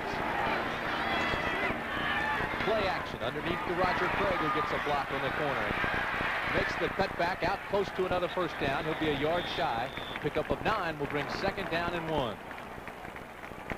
San Francisco is a kind of offense that obviously can come back. When you have players like Rice, Craig, Chandler, and Joe Montana, you can put points on the board. And this is a team that has come back already this year, and they've come back over their career. So Atlanta ought not to sit on their laurels right now. Oh, I'm sure they won't. I'm sure the Swamp Fox won't allow it. But what they're forcing San Francisco to do is have a methodical drive to score. They're not giving them the cheap touchdown. Second and 1, quick drop. Pass outside is complete to Chandler, and it'll be a first down San Francisco. Scott Case was the defensive back in the area. A defense like this will test the patience of Montana. They'll see if he's willing to take those quick outs, those little throws to Craig, and move the ball down the field versus going up top. If you look closely at their defensive backfield, they're in 3 deep zone, and many times they're 10 to 12 yards deep. But the idea is that no one will get the deep bomb on us. It does look now like Montana has found his rhythm. Won the NFL passing title just a year ago. First down and 10 at the 37. This is Craig off the right side, and he powers out to the 42-yard line before Rick Bryan can get help to take him down.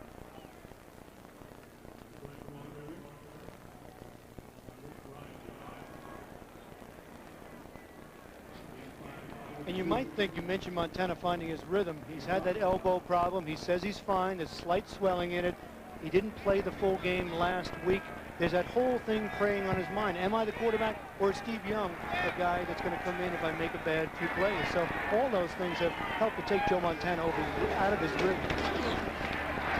Second and 5. Craig close to another first down. I was just handed a memo, and I think it's directed at you, Doc. And what is that? It says on whether the third down and short play in the second quarter was reviewable under NFL instant replay rules. Yes, it is. Progress is reviewable. When his knee went down, the ball was at the 29-yard line, which is the dead ball spot. Then he fell forward at the 30. We had indisputable evidence. Indisputable evidence. Signed? Signed? The Pete NFL. Rozelle. No. Third and 1. Reverse. Reverse to Rice. Gets a block and plenty of running room to the 40, to the 35-yard line. Somebody has to step forward and get them back in the game. You heard the crowd come to life. It's been deadly silent out here at Candlestick. And watch Joe Montana. Andre Bruce is number 93. Watch him there on your screen. He's with the contain. Joe Montana comes out and tries to block Andre. Rice cuts it upfield, gets a few extra yards because Montana did at least occupy Andre Bruce. A for effort. 17-yard pickup. Harry Campbell knew the reverse was coming from San Francisco, didn't know when, and couldn't stop it. This is Craig. Jesse Tuggle makes the tackle.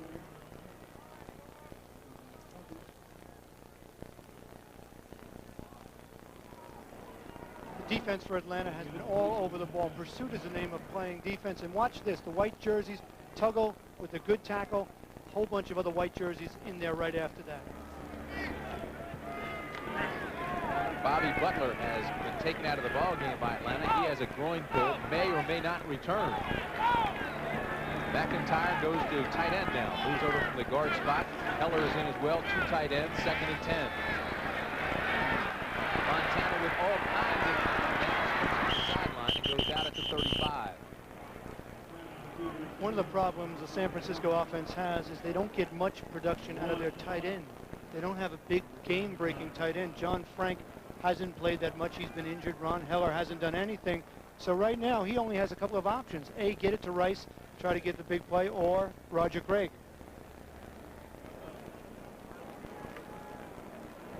And a good way to slow down Rice is to obviously bump him off his stride. Watch him here. He breaks to the inside. He doesn't see the DB, and he actually runs into him and stumbles. But there was good coverage downfield by him.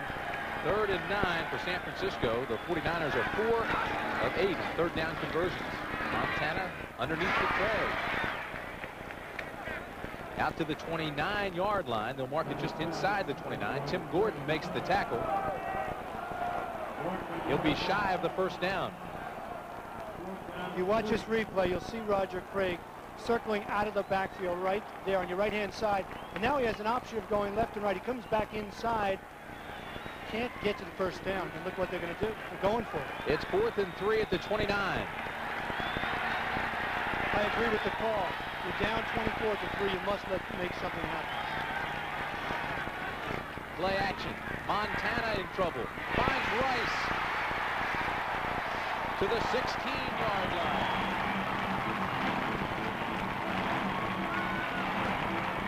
A gain of 13. Simply Rice on a crossing pattern. Tough to stay with him. See, he's in motion. Makes him tougher to get a bump on. Comes off. Defensive back actually does get a bump. Montana rolls the right side. He's in the soft spot in the zone and makes the catch for the first down.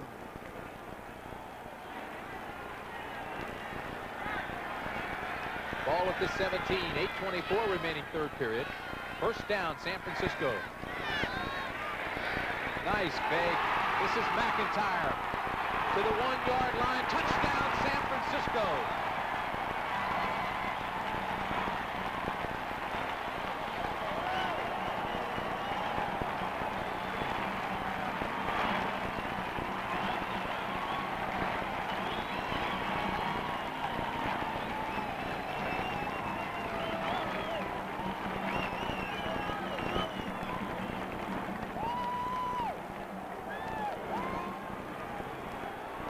McIntyre, 6'3", 265-pound guard, lined up at tight end, and Mike Coker on for the extra point.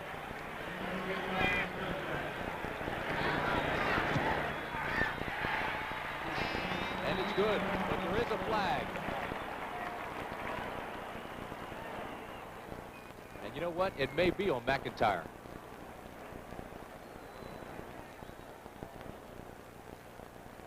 Holding. And I think that was it. McIntyre scores a touchdown. Offense, number 62, holding. And then comes back and holds. 10 yards and a re-kick. So now the extra point becomes more like a field goal. McIntyre must have been a little tired from his touchdown run. What an effort on that play. So rather than blocking his man, he held him on the extra point.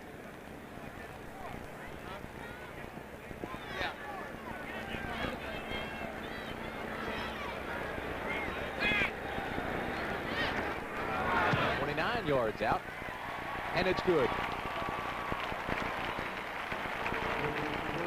So it's 24-10. It's a good bootleg, a little bootleg fake. Montana comes out, and no one in the world expects 6'3", 265 offensive lineman to catch a touchdown. McIntyre. The original Fridge out of the backfield years ago, a couple of years ago, Montana just hits him, shows soft hands, catches that ball, and watch him bowl over the Atlanta Falcons to get in for the touchdown there. Guy McIntyre, 24-10. Falcons lead the Niners. 8 minutes, 13 seconds remain third quarter as you look at big guy. He's a load, 5-year pro out of Georgia. A bulldog. Mike Coker to kick off. And again, it's a short one. This one will be taken at the 20-yard line by Sylvester Stamps. Stamps looks for a block, reverses his field. Back to the 24-yard line. Right now, let's go back to New York and Brent Musburger for this update. Brent? Well, Tim, take a look at this. It is the Raiders striking back. Berline sending Marcus Allen deep, and he hits his running back. It's 10-10 in the Battle of Los Angeles. And, Tim, you mentioned the Fridge. He suffered a broken forearm on the last play of that game in Soldier Field. Back to you. Wow. Many people thought we'd see Schrader in that game, but obviously Berline is doing a job for the Raiders. So the Fridge has a broken forearm, huh? First down at the 25.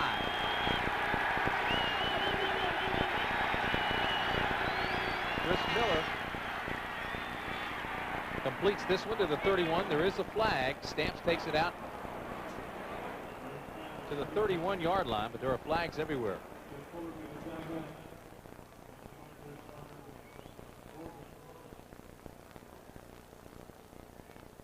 Jeff Fuller made the tackle. Talking to Fuller yesterday, says he's an avid bowler. And a pretty good basketball player. What can he do? Dunk the basketball 2 hands backwards. Easily. He's got a vertical leap of 40 inches, and he's 6'2". Sounds like a pretty good athlete. Offense, number 42, holding. Defense, 49, face mask, replay. First down. So Gerald Riggs was holding, and Jeff Fuller was called on a face mask penalty. So they'll do it again. We're going to find out, excuse me, Tim, we're going to find out something about the character of the Atlanta Falcons in this third and fourth quarter, because they've been in this position before this year. They were ahead of New Orleans. This is another good team, the 49ers. They're ahead right now by 14 points. Can they keep their poise? Can they continue to control this game against a hostile crowd here in San Francisco? Regardless of the outcome, you've got the feeling that the Falcons are just that close to being an outstanding football team. But the question is, do they know how to win yet? 7 minutes, 30 seconds left. Third period. This is Riggs to the 34-yard line. Larry Roberts made the tackle. Don't forget, coming up next Saturday, college football on CBS. Johnny Majors takes the Tennessee Volunteers against Auburn. And you will see Tracy Rocker and Reggie Cobb, 2 of the guys you'll see, along with Reggie Slack, the quarterback at Auburn. Threw for 290 yards and 4 touchdowns yesterday. That's a pretty good replacement for Jeff Berger, huh? Certainly is, and Reggie Rocker is a force at defensive end. What a player he is. 2nd and 1. And Primus may have lost a couple of yards. Charles Haley read the play, came across strongly to make the tackle, and he had a lot of help. It'll bring up 3rd and at least 4.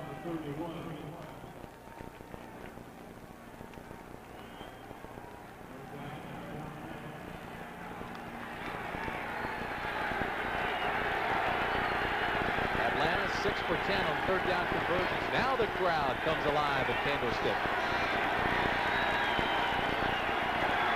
Riggs, big hole, 1st down and much more. To the 43-yard line. Jeff Brooks and Tom Homo make the tackle. 6 defensive backs that time. What a good call against the 49ers. nickel. I was just going to say that, a great call against the nickel. Everybody looking for the short pass. They're doubling all the wide receivers. And what does he do? He runs Riggs for the 1st down. And if you watch number 58, he actually has a shot. Keena Turner comes in here. He's playing off the block, and then comes back inside. Riggs is just too strong. He misses the tackle, and he gets the 1st down. Bill Frelick, number 79, with a good block. Riggs, 10 carries, 61 yards, and a touchdown, and he's limping a little bit right now. Came into this game with a hip flexor. 1st down, Falcons. This is Riggs. Up close to midfield. Ricky Ellison made the tackle.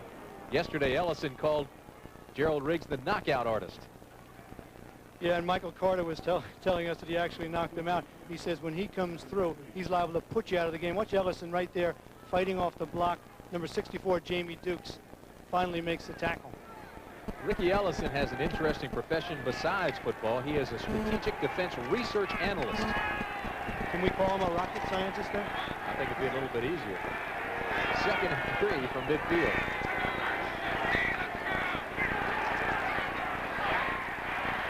incomplete, intended for Settle. Got a little bit of pressure that time, but what's interesting watching Miller, he's been able to come up with a balanced attack. Riggs running the ball has taken the pressure off him having to throw the ball. They're consuming the time and keeping their defense off the field and keeping it away from Montana and the 49ers, who have to be edgy. I'd say they'd be edgy. 4:37 remaining third period, and they trail 24-10. I wouldn't count them out. Oh, absolutely not. Absolutely not. Miller 0 for 3 in this half. 3rd and 3 for Atlanta.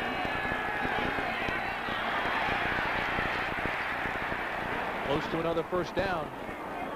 John Settle, 5'9", 207-pounder out of Appalachian State. Tim Brandt and John Dockery at Candlestick Park in San Francisco in the Bay Area today. Simply glorious. Cloudless sky, 70 degrees, light breeze. Perfect day for football. You know, if I were Bill Walsh, I would be ripping mad. How many times can you put your nickel in and have the Falcons run the ball against that nickel and make first downs?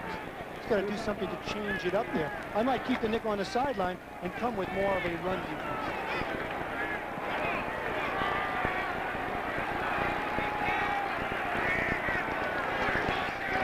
Play action on first down. Miller has plenty of room this side if he can make the corner to the 42-yard line, and that's where Larry Roberts tripped him up. Roberts showed good speed for a man 275 pounds to get Miller from behind. There's Jesse and Jane Miller, the parents of young Chris Miller. Part of the 30 or so contingent that came down to see Chris, down from Oregon to see the game. Jane's a little bit different than she was last year. We caught her cheering in the stands, and she says fans of her friends have been razzing her about it ever since. 2nd and 5 from the 41 for Atlanta. Riggs and Stamps in the backfield. Riggs now the lone setback. And too much time. Offense, delay. Number 12. Still 2nd down. Coming up next Sunday on CBS Sports, NFL coverage continues. Chicago and Green Bay. Chicago took a licking today. Next week, they revive the old rivalry with the Pack. Tampa Bay, New Orleans, and Atlanta against Dallas. Should be an interesting matchup. Two very young teams. San Francisco and Seattle, and Washington at Phoenix. That's all next Sunday on CBS Sports. We'll be in Phoenix with the Redskins and the Cardinals. 2nd and 10 at the 46. Give inside. Riggs this time finds no room. San Francisco defense finally got the message. In a passing situation, we're going to run the ball, try to cross you off. Now here comes a substitution again. What San Francisco does in their nickel is what most teams do. 4 defensive linemen, 1 linebacker, and 6 defensive backs. Usually they'll have Brooks, number 31, and number 26, Darryl Pollard, and as the extra defensive backs. Atlanta counters that with Haynes, Matthews, Bailey, and Dixon as wide receivers as they come into the ball game on this 3rd and 9.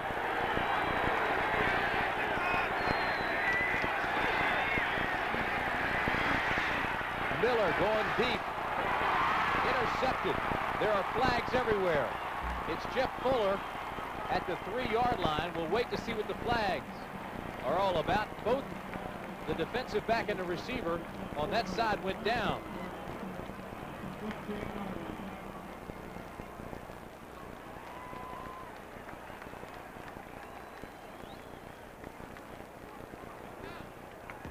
Here's the call. Offensive pass interference on 82. Decline. First down. It was Stacy Bailey and Don Griffin. Both of them went down. If you watch number 82, Stacy Bailey, top of your screen, is being covered by Don Griffin. Griffin has pretty good position right there. And watch him push off with his left hand as he's falling. And that was the call. He really pushes him right there. Of course, Fuller came up with the interception. So San Francisco will have the ball back.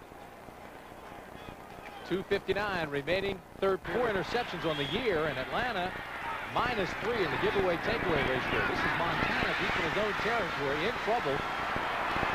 Better get out of the end zone. Incomplete. It was almost intercepted.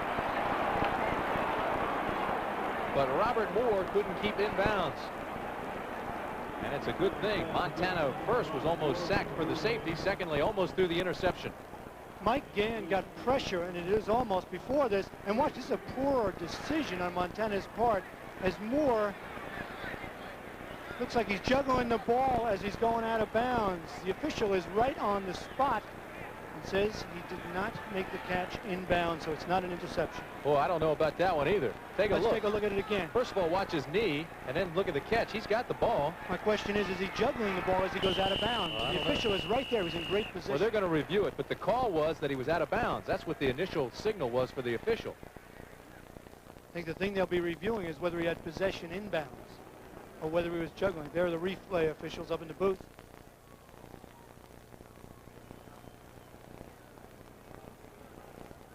The initial signal, though, was that he was not juggling the ball, but that he was out of bounds.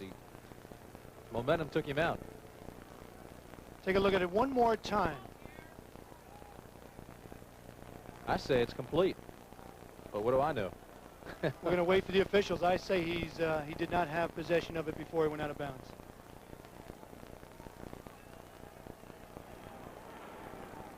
Boy, it would be devastating for the 49ers if this is an interception. Get the ball around the 10-yard line. Remember now, the visual evidence has to be conclusive. Indisputable visual evidence. See, only you guys from Harvard come up with those big words.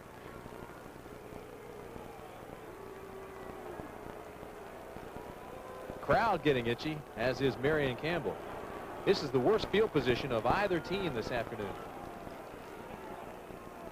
Critical play for Bill. Play will stand as called. So it'll bring up second down, 10 from the 3. Play action, complete to Rice to the 20-yard line. Don Rady and Brett Clark make the tackle there. Play action made this work. The little fake that held the linebackers. He hits Rice in that second corridor. Watch him isolated in the slot. Number 80 finds the hole inside. Montana delivers. 18-yard pickup, first down at the 21. San Francisco. This is Craig to the 22-yard line, and that's where Rick Bryan makes the tackle. 1986, Atlanta had the NFL's most improved defense, going from 25th to 7th in total yards allowed. Come on, dude. Let's go, baby. That, too, has been a defense in transition. Across the front, Gann, Casillas, and Bryan, all under 5 years experience. 2nd and 9 for Montana. This is Rathman. First down, 49ers.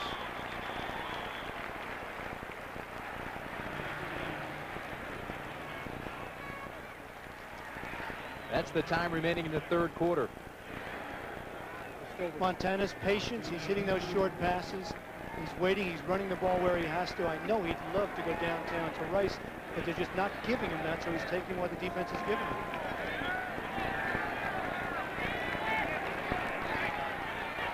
Big win for the Redskins today. First down at the 38, San Francisco.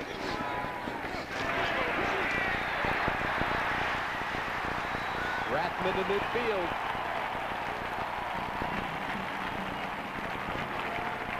Excellent block by number 81, Wes Chandler, on Scott Case. Allowed Rathman to get the extra yards. Watch at the end of this play, folks. Rathman takes it outside. That's Craig leading. He gets a good block. And then the wide receiver right there, Chandler, got an extra block on Case, and it allowed Rathman to get about 10 extra yards. Rathman is 232 pounds. Clark, who made the tackle, is 190.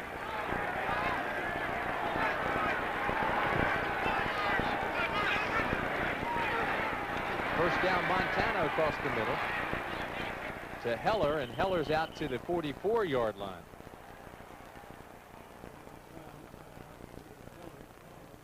And that should be the last play of this quarter. Or is it? Timeout.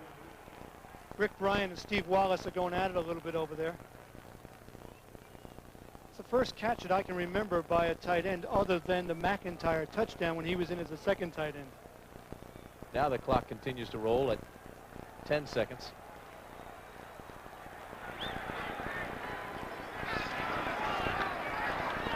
Jump pass underneath to Craig. Craig down to the 44-yard line. John Rady makes the tackle there, and now that's the end of the third quarter. And so the 49ers have gotten some life, but still trail 24-10. Montana's going deep. Chandler. This one's intercepted. It's Robert Moore, and it was whistled dead at the 3. So Montana throws his second interception of the afternoon. I was just about to say how sharp Joe Montana had been in the third quarter. He was 8 of 9. That time an ill-advised throw. He throws it up down the middle. There's a free safety just playing center field, and he goes and gets the ball. Chandler couldn't get to it. This is a bad decision by Joe Montana. Just lofts it up. See the defensive back right in the middle of the field? Makes the interception. It's number 34, Robert Moore. Patience. Another big turnover. The 49ers -2 in the giveaway takeaway ratio for the year now. And that is unlike a Bill Walsh coach team. Hey, Mom, Dad. Unlike Joe Montana, who throughout his career team has thrown twice as many touchdowns as interceptions. He has one of the best touchdown to interception ratios of any quarterback ever to play the game. So to see him throw this many interceptions today is a surprise. We've got 14 minutes, 51 seconds remaining in the ball game. Atlanta 24, San Francisco 10. And it has been that kind of day around the league as you look at the scores. Look at this one. Jets big over Houston. Cincinnati continues to roll behind Boomer Esiason. New Orleans had to come from behind to beat Detroit, and Phoenix wins today.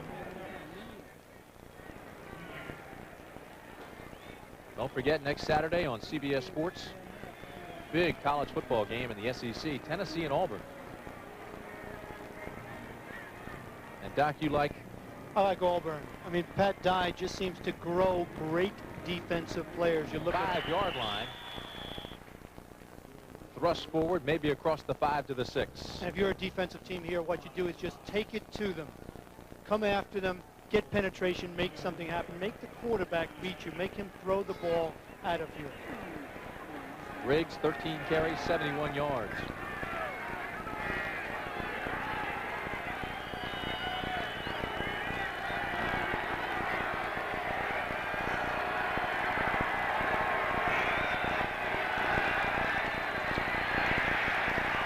Off the right side on 2nd and 8 goes Primus, and he only got a couple of tough ones. And there is a flag. There also appears to be an Atlanta player down on the field. Can't tell who it is.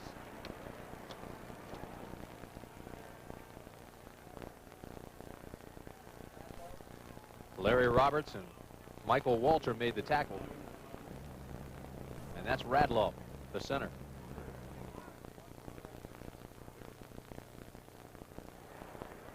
Offense, number 64, holding. Decline, the 3rd down.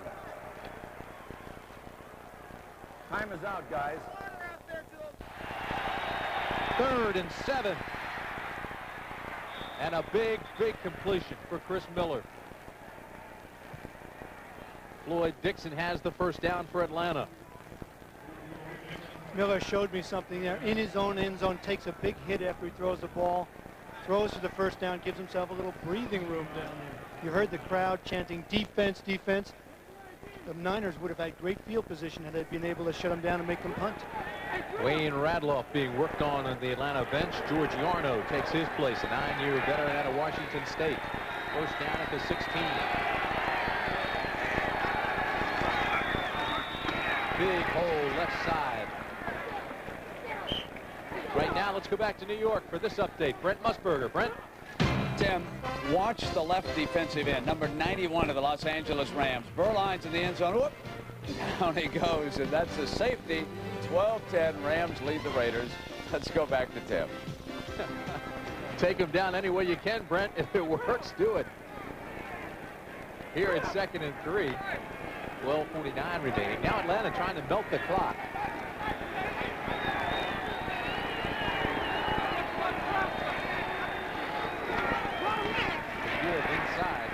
Primus, and he spins for maybe one. Ricky Ellison makes the tackle.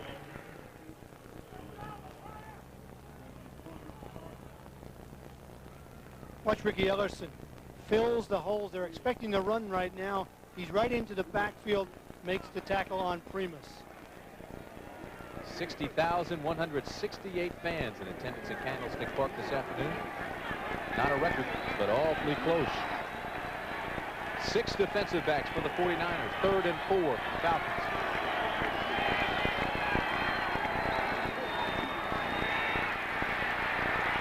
Miller with time drills this one across the middle, incomplete. There is a flag. Dixon saying pass interference, and McKyer says no. We'll see what the call is. Here's Fred Silva. Fred? Offensive pass interference on 86. Well, it goes on Floyd Dixon. And look at Chris Miller. They have to drag him off the field. Jamie Duke's taking him away. He didn't like that call. Well, he's got to maintain his composure now with a 24-10 lead, 11:56 in the ball game. Rick Donnelly on to punt. The pressure comes, and it's not a good punt. Taken by Chandler. And Chandler gets back to the 45-yard line. 35-yard punt, 4-yard return. Scored 4 consecutive possessions. Riggs having a big day, over 100 yards total offense, and the 49ers, totally unlike Bill Walsh coach team, 3 turnovers, and that's the result of those numbers we just showed you. 24-10, Doc. And Joe Montana just hasn't been able to find it. He's thrown a couple of interceptions, but Atlanta has done it well. This is a 12-play, 80-yard drive. Gerald Riggs, a good day into the end zone, made it 7-3. That's the first touchdown for Atlanta. This is number 2. And Jamie Primus, an excellent 29-yard run. Watch him right here, cut to the left side, takes it all the way to the end zone. That made it 14-3, Atlanta. Best San Francisco field position of the day. This ball intercepted. Robert Moore. Touchdown, Falcons. It was intended for Rathman. Moore intercepts 47 yards. And how do you do? The Falcons may have arrived. This ball is actually tipped up in the air as Montana is looking for Rathman out of the backfield. Watch it right here. It's thrown behind him. He tips it, and then it goes up in the air again, the old tip drill. And then Robert Moore takes it all the way to the end zone. His second interception of the day. Moore, third-year pro out of Northwestern State. 30-10, Atlanta over San Francisco. Davis comes on to attempt the extra point. And it's good. And another flag.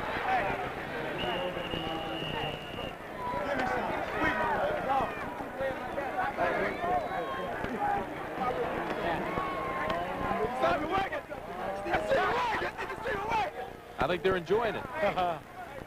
We have a successful try. Defense, 46.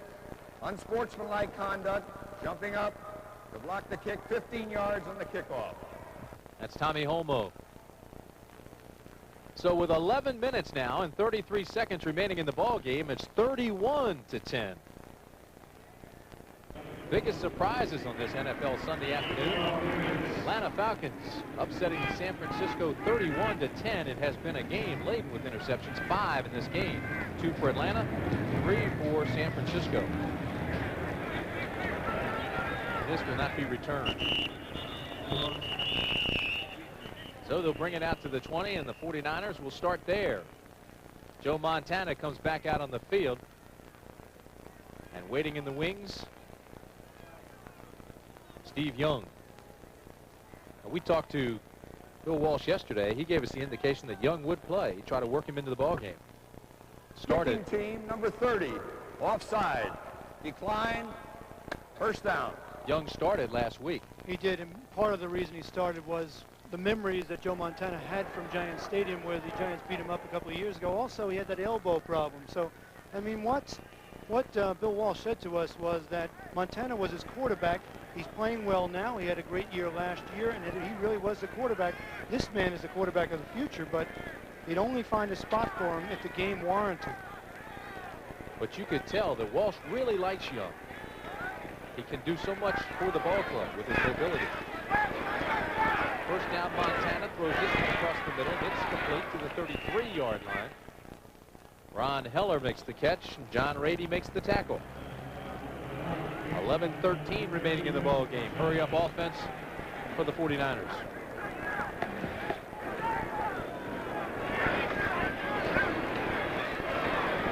Again on first down. This one across to the 37-yard line.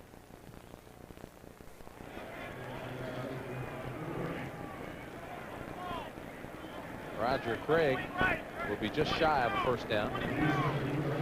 And watch this. The ball is actually tipped, changes direction, but good concentration by Craig, and they have to get something going right away. Montana on second down, going deep. This one almost intercepted in a weak throw, and that'll bring out the Boo Birds. You mentioned the weak throw. He looked like he was laboring to throw that ball. I don't know if his elbow is bothering him or something's bothering him, but Joe Montana is definitely out of his rhythm. Has Atlanta taken him out of it? Partially, but he's just not as sharp as you've seen him before. You mentioned the other dimension Steve Young provides. He has all that mobility. He's young. He's anxious to play. It's interesting when you talk to both those guys, kind of friendly adversaries in the locker room, both of them believing they should be the quarterback of the 49ers.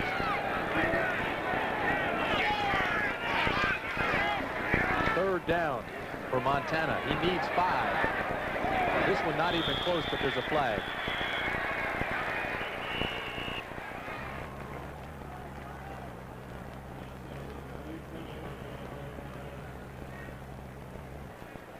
Illegal man downfield, and it was Randy Cross, number 51. So I'm sure that'll be declined. Number 51, illegally downfield, decline, 4th down.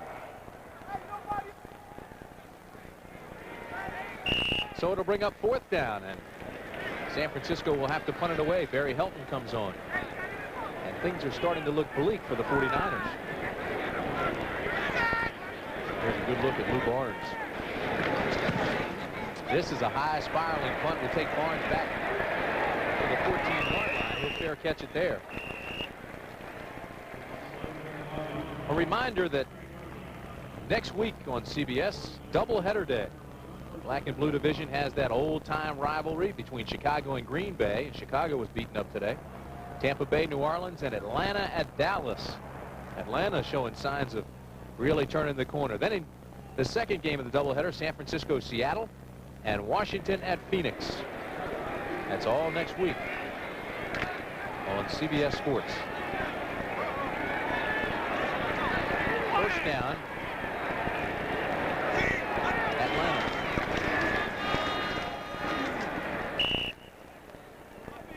Now it's simply a matter of using up that clock, and Riggs has allowed them to have that kind of luxury all afternoon. He's having a terrific afternoon, and I'm a little surprised because before the game, talking with him, he said he was tentative. His pulled muscle in his hip was bothering him, but obviously it's loosened up, the adrenaline is moving, and he's had a good afternoon taking the pressure off the young quarterback. Over 100 yards for Riggs, total offense. 2nd and 8 at the 17.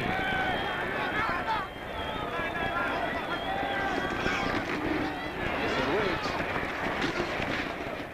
to the 23-yard line. Ricky Ellison makes the tackle.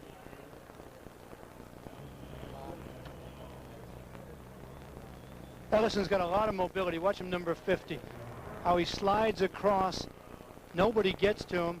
The defensive linemen are keeping the blockers off the linebackers, comes over and makes the tackle.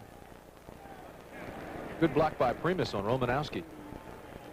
And there's a good look at Ellison. Born in New Zealand. He had 12 tackles in week 1, had another solid week last week, and he's been active today. 3rd down for the Falcons. Miller gets the first down and gives himself up. Now, defensive backs have to be very careful. The rule states that if a quarterback comes feet first, he's giving himself up. You have to lay off. If he comes head first, he's open game. It's made very clear in the rules this year. He pulls that ball back. He was looking for a receiver, and watch him slide. Going in, thinks he's on. It's around the shortstop position. Slides in, and you're right. The defenders have to lay off him when he slides feet first. If it's head first, they can take a legitimate shot.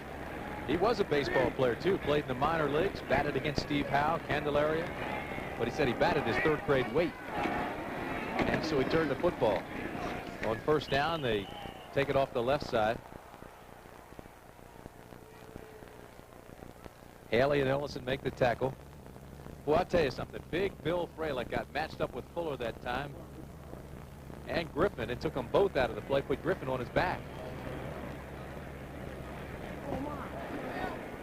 17 carries now for Riggs, 86 yards. Big Bill Fralick gets bigger every time I see him. 280 pounds now. At a pit. Clock at 7 minutes and 30 seconds. Riggs, oh, what a cut. To the 42-yard line, where Romanowski takes him down. Fralick and Carter are going at it. Ooh, this is a heavyweight bout. I was just about to say, we expected a big day from Michael Carter today against Radloff, and now Yarno in there, but Bill Fralick and the centers have been doing a good job on Michael Carter, keeping him out of the backfield. Carter's frustration coming to the surface. Hey, Doc, right we said Fralick was 280. Carter's 285. That is a heavyweight bout. It sure is. Michael Carter, silver medalist in the Olympics. Offense number 79, personal foul, unsportsmanlike conduct, disqualified. 95, defense, unsportsmanlike conduct, disqualified. After the down. So those two are done for the day. They can take the rest of the day off. You talked about Michael Carter being the Olympic silver medalist. We asked him where his Olympic medal was. He said, heck, it's in the safety deposit box. I haven't seen it for a year and a half. But he will be watching the Olympics. Shot putter still holds the world record for the high school shot record. But now they'll take the rest of the afternoon off. 7:20 left, and San Francisco indeed frustrated.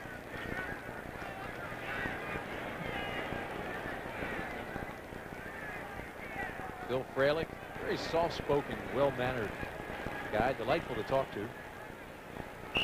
But you get a sense those veterans, guys like Fralick who've been around for 4 years, get a sense of something new starting in Atlanta with the young quarterback, with Andre Bruce. There's a new beginning, and a victory like this over one of the better teams in the NFL can only mean great things for the rest of the season, even though they have a very difficult schedule. It'll be first down and 10. Ball on the 42, 6:57 remaining in the ball game. Atlanta in control. Settled to the 45, 47-yard line. He's knocked out of bounds there. Taken out by Jeff Fuller. Settles 5'9", 207 pounds, out of Appalachian State. 7.4 average per carry. And he also has the NFL's longest run of 1988, 62 yards. Settle was a little disappointed that he wasn't drafted. He actually signed as a free agent, said he was sick the day he ran for the Scouts and only ran a 4.7, but said it was really a question of a small school, a small body, that they didn't draft him higher. 2nd and 4. And now it'll be 2nd and 6. Or 3rd and 6, rather. Watch number 94, Charles Haley, comes in right there untouched to make the tackle. And Charles Haley was one of the bright spots on that defense. He moved from defensive end to linebacker, and Bill Walsh thought that might give him some rush. One of the problems San Francisco has had, this year and last year was that good pass rush. They thought Haley might be in the mold of the Lawrence Taylors and the Tippett's and the Cornelius Bennett's to give some pressure from that linebacker position. Hasn't done anything this afternoon. 3rd down and 7, Falcons. Miller throws this one away, and Atlanta will have to punt. It was intended, I believe, for Whisenhunt, although he threw it about 6 rows up in the stands.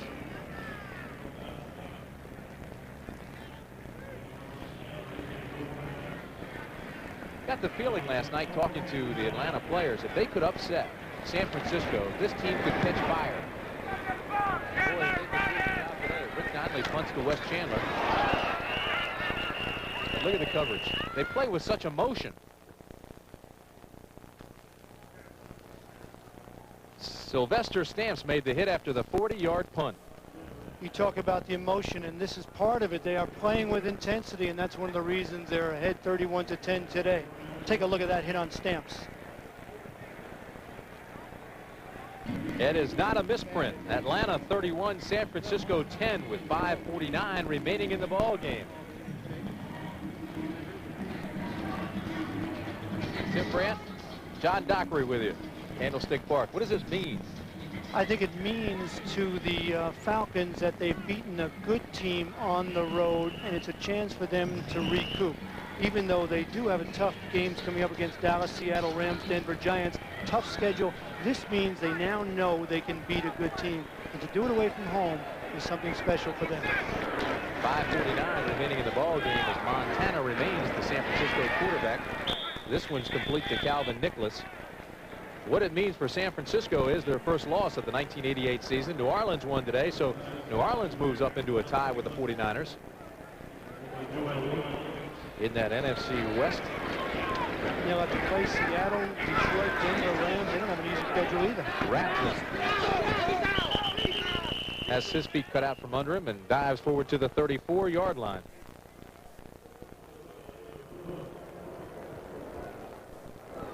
Keep in mind, New Orleans has won, so they are 2-1 now. And the 49ers, if the score stays like this, which it looks like it will also fall to 2-1.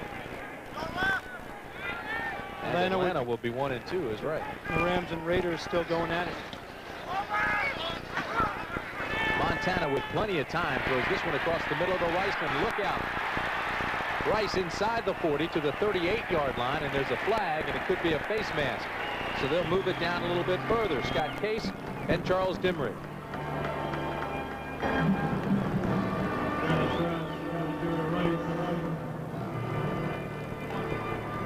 Defense, number 25 on the tackle. Face mask, 5 yards, first down. That's Scott Case. To their credit, Joe Montana and Jerry Rice still in the game. Take a look at Rice coming across the middle, gets behind the linebackers. Andre Bruce doesn't go with him, makes the catch. And then the penalty at the end of this. Right there, you see the face mask. Number 25, Scott Case. Joe Montana, watch him. He throws the ball, takes a big hit right under the chin, a helmet under the chin. First down, Montana and the 49ers. And again, there's the flag. This pass is complete to Wilson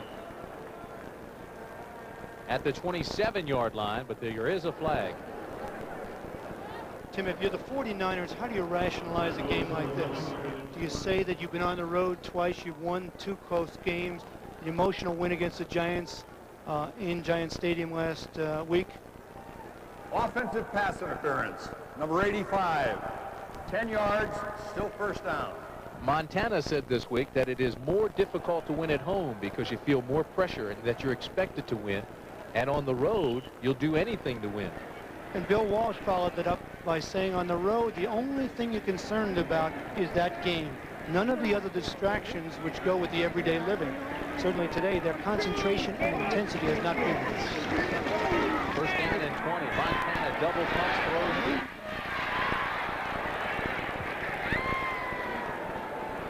And it's incomplete.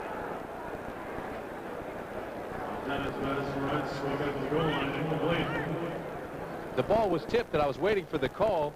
Almost looked like Moore was going to come up with it. Almost looked like Moore came up with his 3rd interception, but they're just trying to go downtown, hope for a miracle to Jerry Rice, but it's just too late. Watch here. 3 defenders. Moore almost comes up with it right there. Take a look at another angle. No way Atlanta's defense is going to let Rice behind them. Still haven't seen the ball. It looks like Moore has it underneath him, but it's not an interception. No, it did roll on the ground. I did see that. Montana 3 interceptions today. He throws this one incomplete. This was intended for Calvin Nicholas. So it's been an unusual day for Joe Montana and the 49ers. As you look at Bill Walsh, but Montana 26 of 38, 266 yards and a touchdown, but 3 interceptions. And a key interception early in the game when Rice was open in the first half in the end zone, threw it a little too softly, threw it underneath, it was intercepted. That really changed the momentum of this game. Joe's 100th start in the NFL, and he goes over 25,000 passing yards for his career. And that's not bad. 25,000 yards, that's probably around 14 miles passing. Oh, what a career. Well, if it's Sunday, it must be 60 Minutes. And if it's 60 Minutes, it's everybody's favorite news magazine. 60 Minutes tonight on CBS, followed by Murder, She Wrote, and then the CBS Sunday night movie, Rockabye, starring Valerie Bertinelli. That's all coming up tonight on CBS. 4 minutes, 32 seconds remaining at Candlestick Park. 31-10 Atlanta. As you look at the Giants in a low-scoring contest, San Diego upending Seattle. Rams over the Raiders. As the Rams try to stay unbeaten and move to the top of the NFC West. It looks like if the Rams do, they'll be the only remaining unbeaten team in the entire NFC.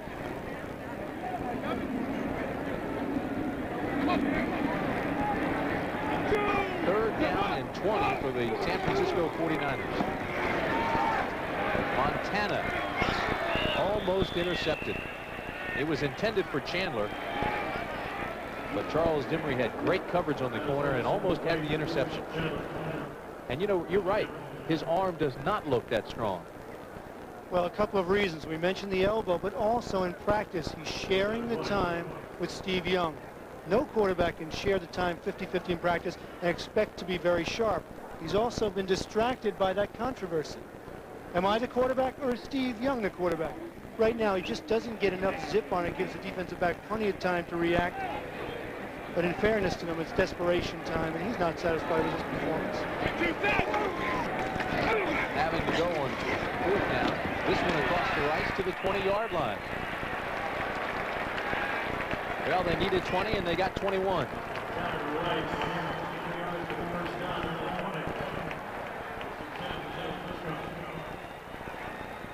One thing that's good this afternoon for Jerry Rice and the 49ers, if you're trying to find a silver lining, Rice is catching the ball well. He's getting some rhythm right now with Montana.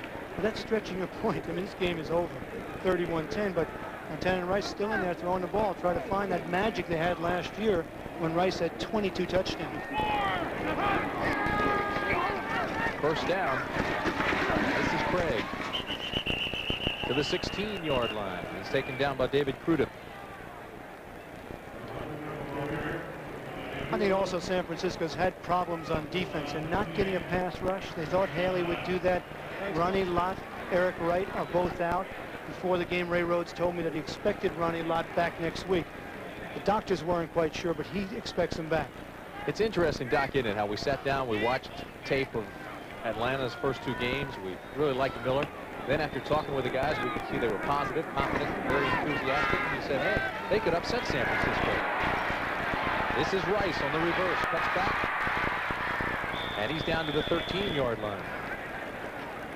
I have to agree with you, despite the fact, and there's the man most responsible for this afternoon's win, despite the fact that they were 0-2 and some tough losses, you still got a sense that they believed in themselves and they were growing in confidence, the Falcons were. And that's a team, you know, that has lost 14 of 17 over the last 2 years, 10 of their last 11. So for them to be that confident, they must have known something good was happening, even though it didn't show on the scoreboard. Jerry Rice comes out. Mike Wilson comes in, along with Harry Sidney. It'll be 3rd and 3.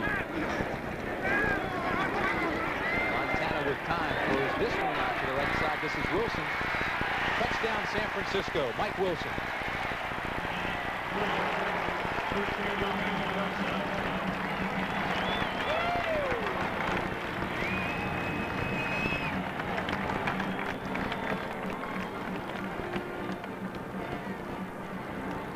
Two minutes, 18 seconds remain. It's 31-16.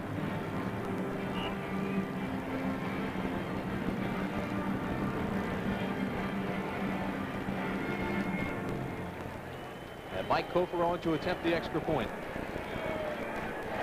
Joe Montana's the holder. It's up and it's good.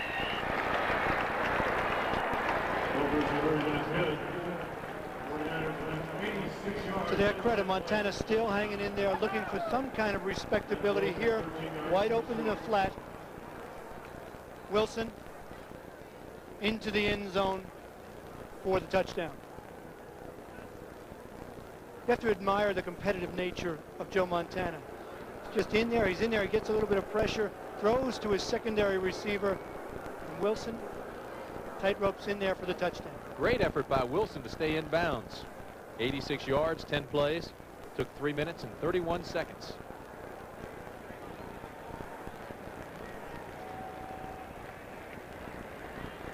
Special teams chart on the sideline as Atlanta is probably looking for the onside kick. The Niners right there preparing for it. What an onside kick yesterday by Miami to get the ball back and beat Michigan. Perfect onside kick, a couple of bounces, and then the big hopper. Oof. You say you can do that 9 out of 10 times. The only way I survived in the NFL, to be able to do everything and anything. Well, I'm going to test you next week in Phoenix. There's the big hop. And it goes out of bounds, but it was certainly available for anybody to take it. It had gone 10 yards and the ball was loose. But it'll be Atlanta's ball as it goes out of bounds. Well, they got the couple little hops and then the big one, and it was loose.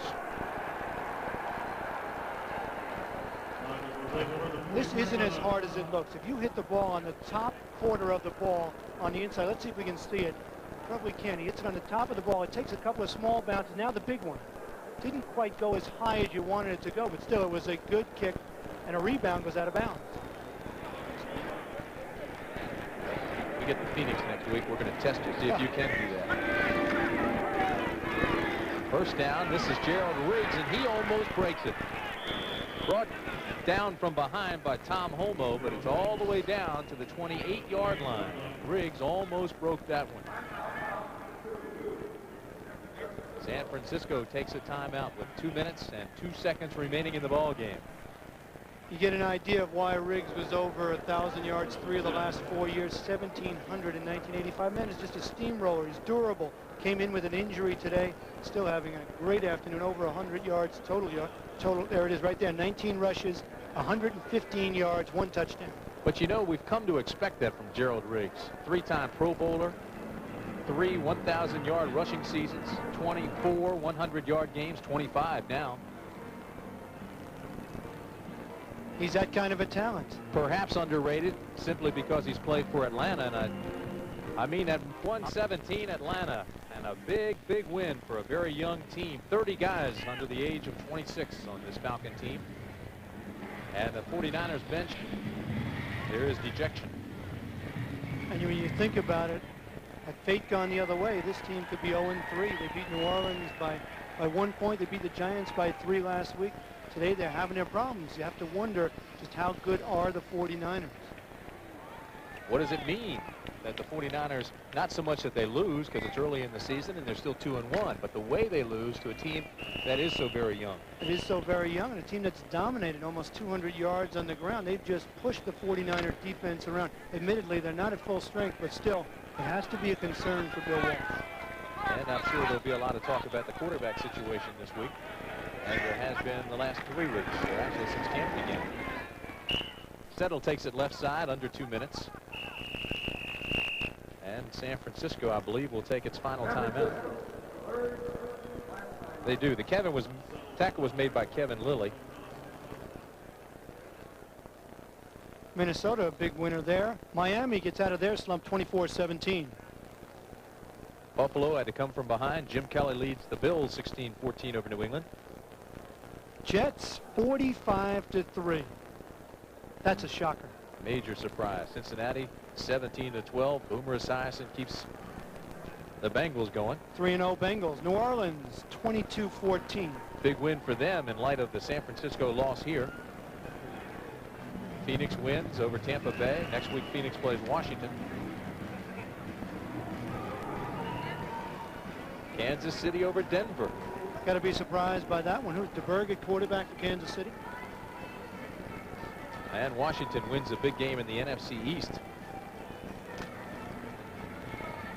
1 minute, 53 seconds remain here. San Francisco, no timeouts left. It's 3rd down and 4 for Atlanta.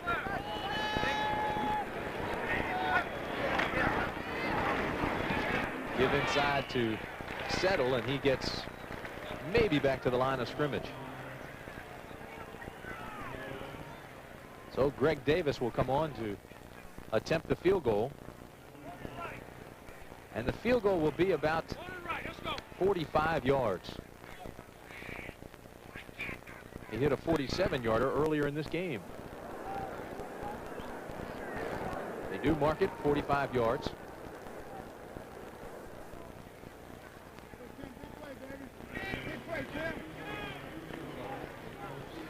Rams up 21-10 over the Raiders. We'll be checking in on that game.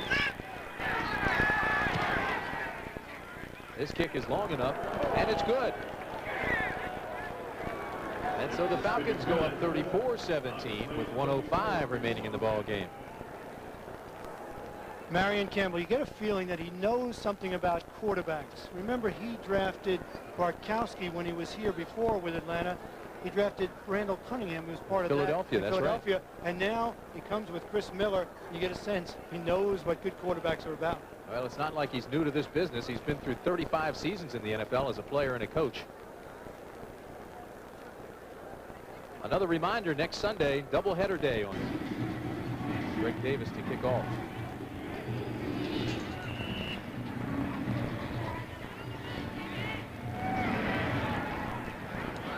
Short hop by DeBose.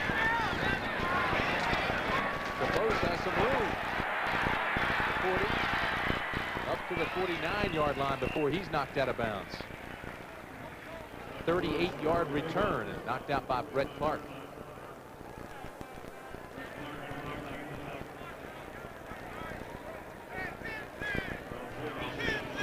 And I think Steve Young. No, it's Montana.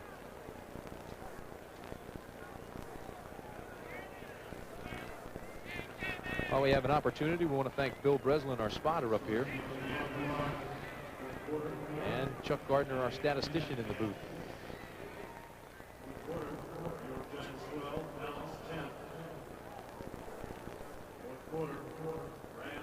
Looks like Haley is down. San Francisco.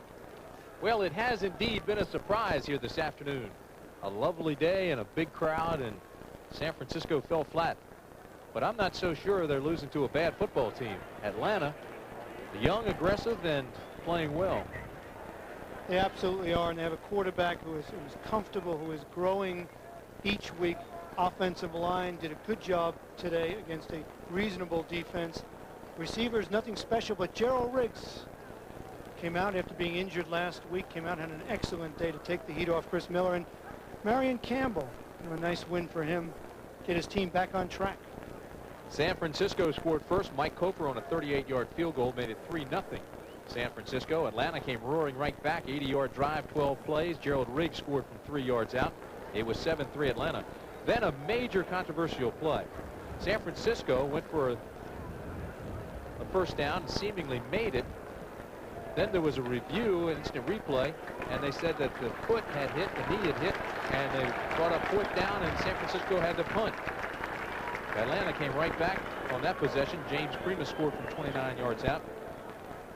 Then with 57 seconds left, Miller scored on a 1-yard run, and the Falcons were in control. Montana, 3 interceptions this afternoon.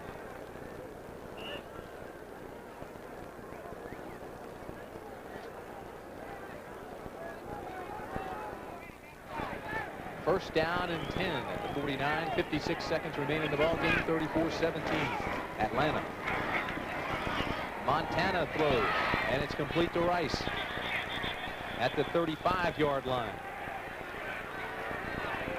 Clock continues to run. 16-yard pickup. That champion never quits. Despite the fact he's thrown in 3 interceptions, Montana still bringing them to Rice. Well, more importantly, they need points as a deciding factor if it is close in the race down the stretch. That's one of the deciding factors playoff-wise. hard to think about that now when you're down 34-17. But you have to. You do? Point differential is a major factor. And you have to keep your self-respect. You just can't say, well, this is over, I'm going to lie down and quit. It's just not the way the 49ers have ever played. Not something that Bill Walsh will accept. Jerry Rice, 7 catches, 153 yards today. Almost all of those have come in the second half.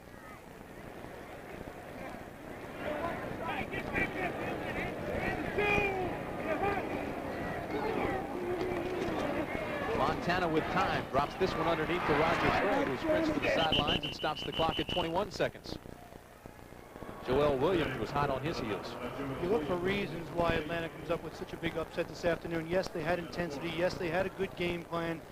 But to execute that game plan against a championship caliber team like this is something very special. And give credit to the quarterback, Miller, the Riggs. They dominated on the ground here this afternoon. Tim, almost 200 yards rushing against the 49ers. Marion Campbell also calls the defensive signals. He's the defensive coordinator, which is a little bit unusual in the National Football League. Montana to Wilson.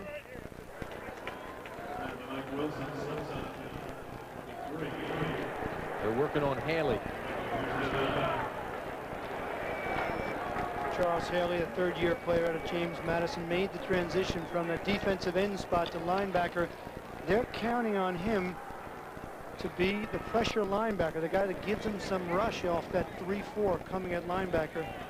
Missing him would certainly hurt that defense even more than it's been hurt by the loss of Ronnie Lott and Eric Wright. 17 seconds remain in the ball game now. Rice completed the 12. They've got to hurry up. 9 seconds. This will be the last play of the game. Time has expired. Montana with time. Throws complete. No. Rice can't hold on. And that'll do it. The ball hit Rice between the 8 and the 0. Pretty good game going over between the Raiders and the Rams. Right now we're going to check in there and see how that ball game is going. Right now Dick Stockton is there. Let's take you now to the Rams and Raiders.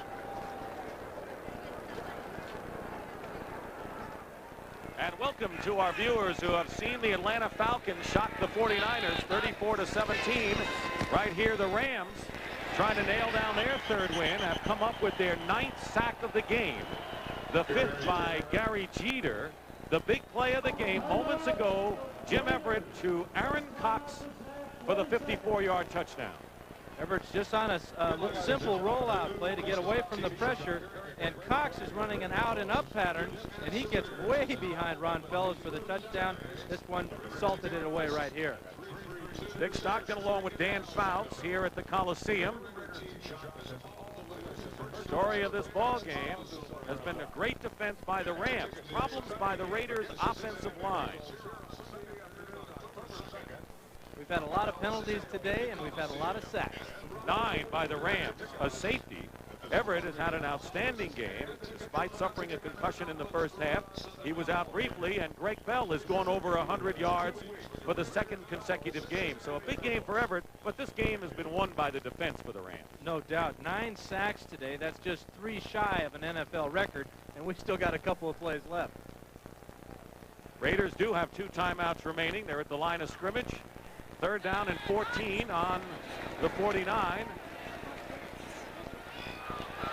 Burline going for Brown. Touchdown to Tim Brown. 49 yards. He beat Mickey Sutton. And the first catch of the game by Timmy Brown gets 6.